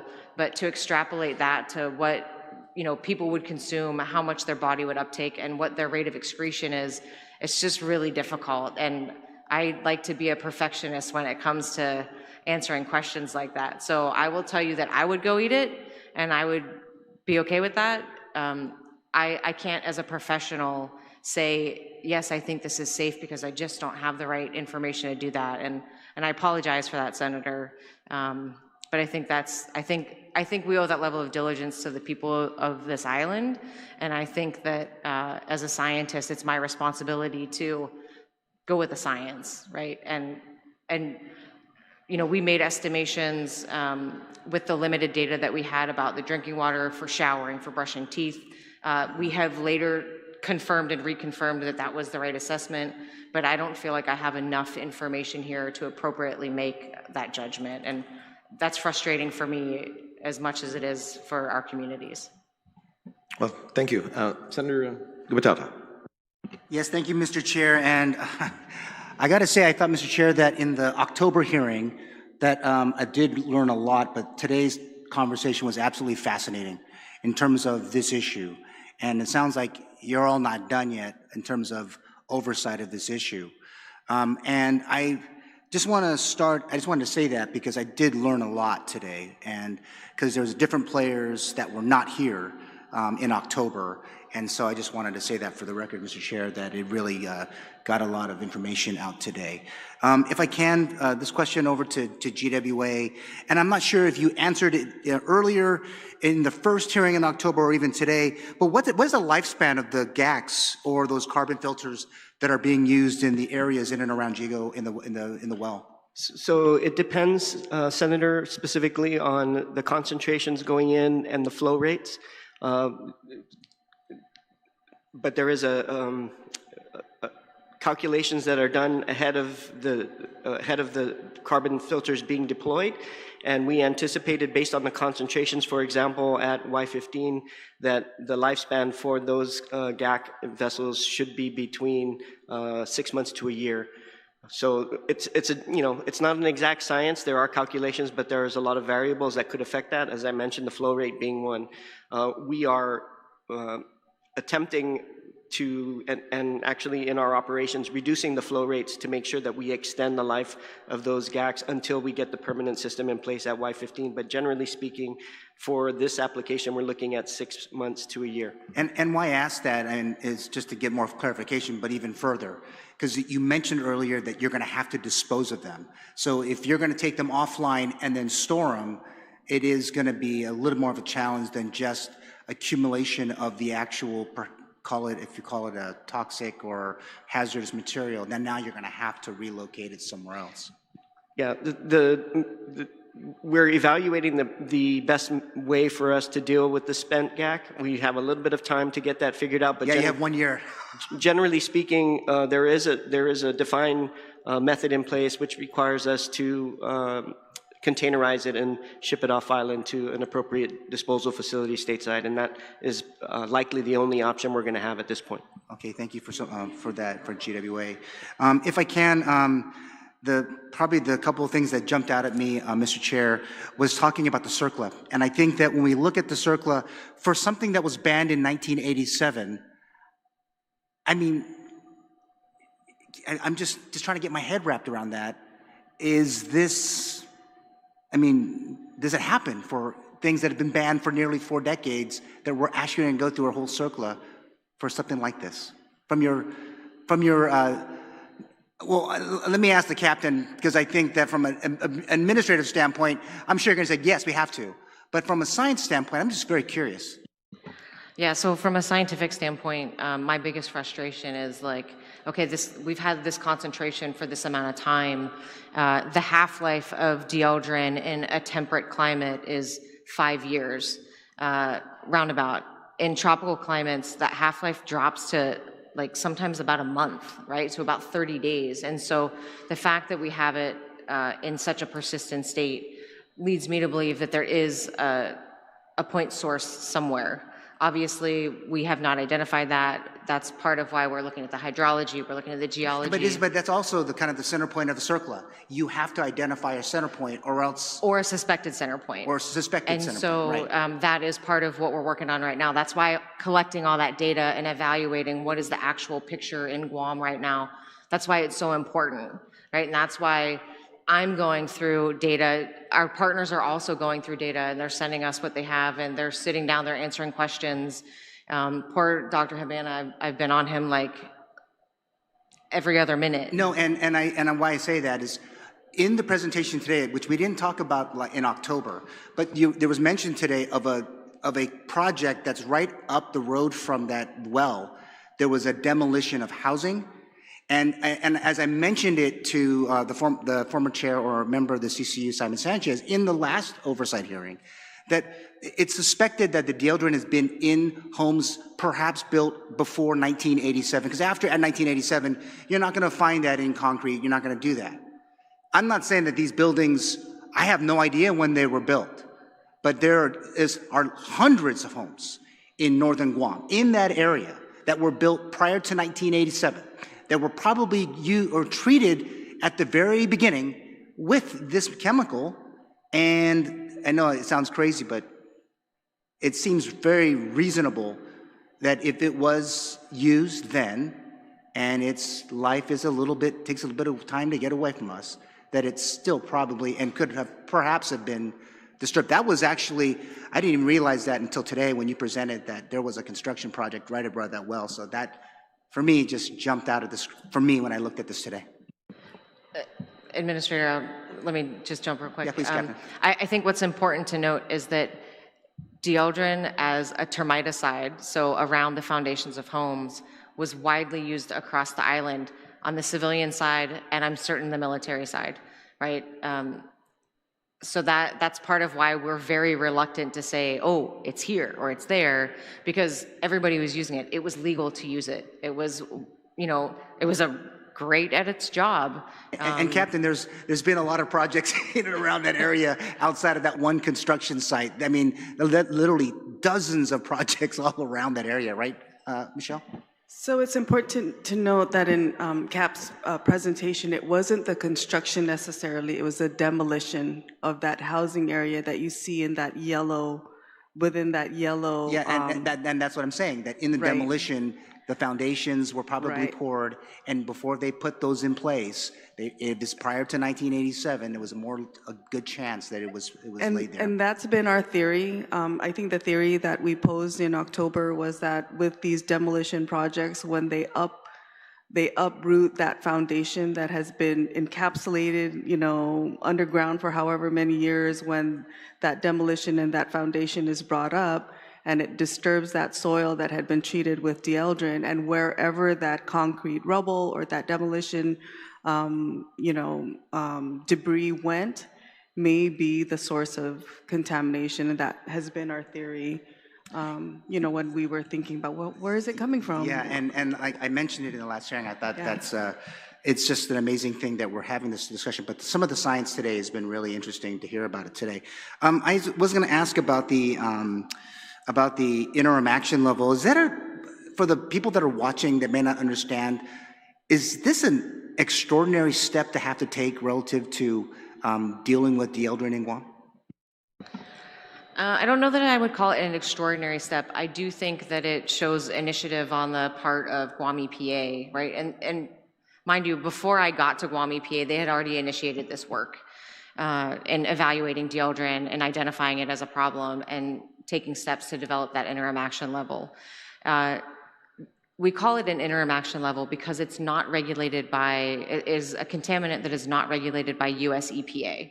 So until we do rulemaking or lawmaking, we have the authority to say, we think this is a risk to public health and to the community, and so we're not going to wait for US EPA to either do science or do an evaluation. We're going to use our authority to put in restrictions and regulations in place so that we have testing, monitoring, and can increase the safety of the island. We can do that for any emerging contaminant, anything that we feel is an immediate risk to the community. And so this is the first time that Guam EPA has created an interim action level. So it's a first for Guam. I'm sure that it's not necessarily a first for US EPA. As you may know, every year US EPA looks at potential contaminants that we might need to monitor for, and I think— Yes, there's thousands all across the country. Yes, sir. And in drinking water, there's over 90?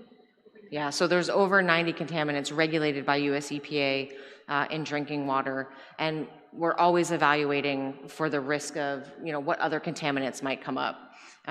That's part of our job as regulators. That's part of their job as scientists and regulators. And so, that's one of the main functions I think that I'm here to help Guam EPA with, is evaluating different science that's out there, evaluating with our public health partners and our Department of Agricultural partners, what are the risks to the community, and do we need to take action before US EPA or in spite of US EPA?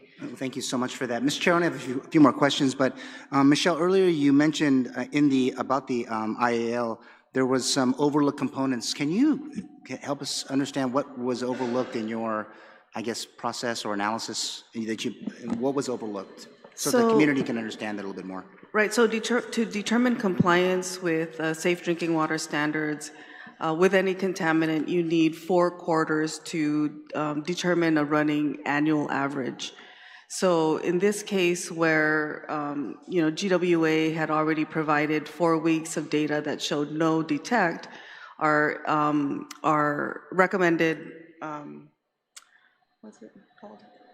The running annual average? Yeah, no, the RAD. Oh, the risk assessment document. Risk assessment document, sorry, brain fart. So the risk assessment document, we didn't have a method to lift that do not drink without treatment advisory. So here we made the determination that the water is safe to drink, but here we still had this advisory, which I think would confuse consumers and the residents that it was not safe to drink, even though results showed 0 detect for Dieldrin. So in the interim action level, there was no way to lift it without still requiring those 4 quarters to determine the running annual average for compliance. So that's the revision. The revision is to include that mechanism to bring the utility back into compliance without waiting a year to lift the advisory. Okay, so I have probably one more last question, because I think we're in an emergency declaration right now, and Miguel, if you can help us understand this, because we heard there was an emergency. We have a lot of things that are like moving parts. We're going to meet in January. We're going to meet in February. We're going to meet later this month. We're going to meet. How do we reconcile the fact that if it's an emergency, are we going to have the governor issue another declaration for this matter, or is she going to lift it? What's your kind of sense of this idea? I'm sorry, Senator, I don't have a sense for what the governor might do with respect to... Well, she's going to ask you, right? Yeah. I hope.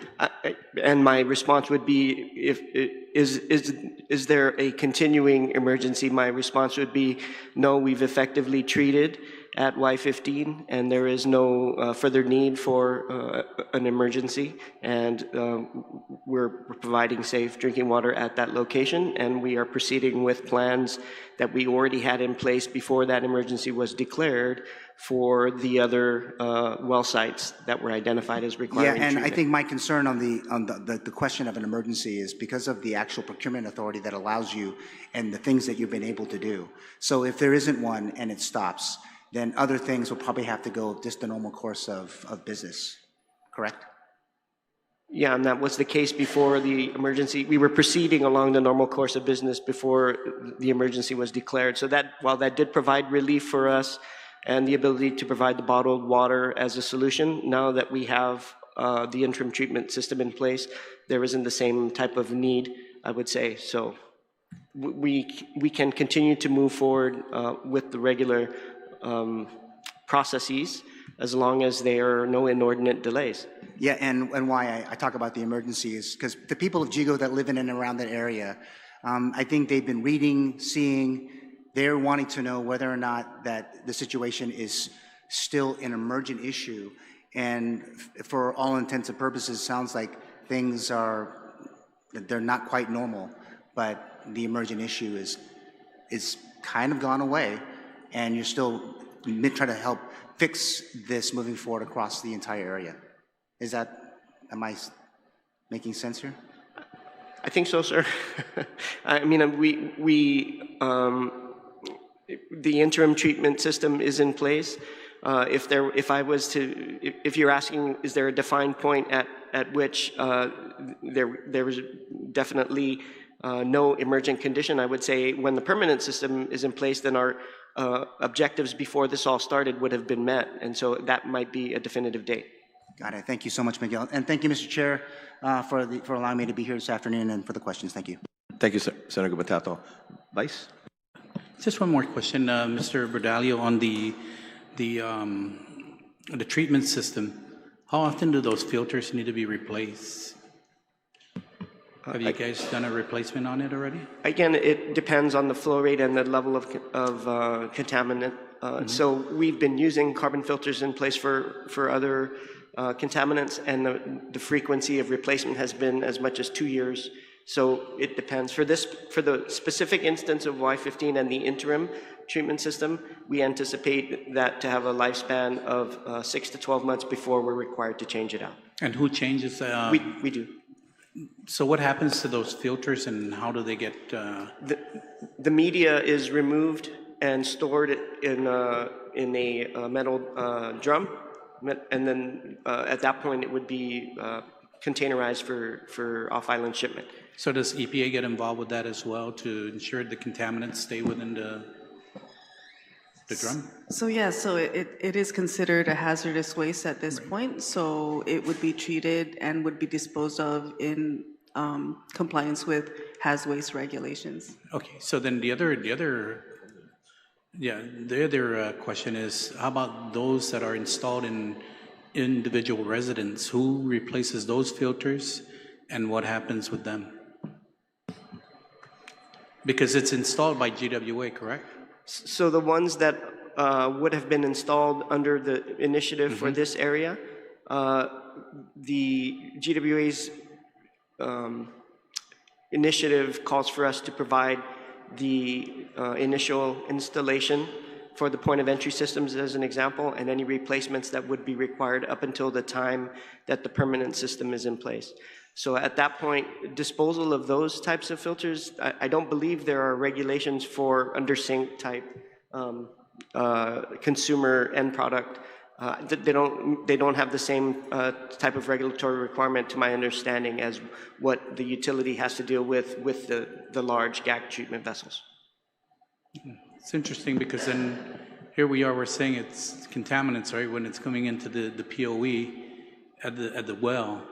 And then we have residents that install these systems or require or request for these systems to be installed into their homes. And then now we're not taking action to say how we're going to dispose of those filters in those individual residences. Sorry, I think part of the difference is that the GAC systems that are set up at the individual wells, it's a vessel that gets filled with solid media, right? And I don't think there's liquid. I think that just is what runs through. So they can take that media out and replace it. In the filters that are in your home, that GAC is contained. So it's not like you're gonna pull it out and just dump it so that it can access anything. So it's encapsulated.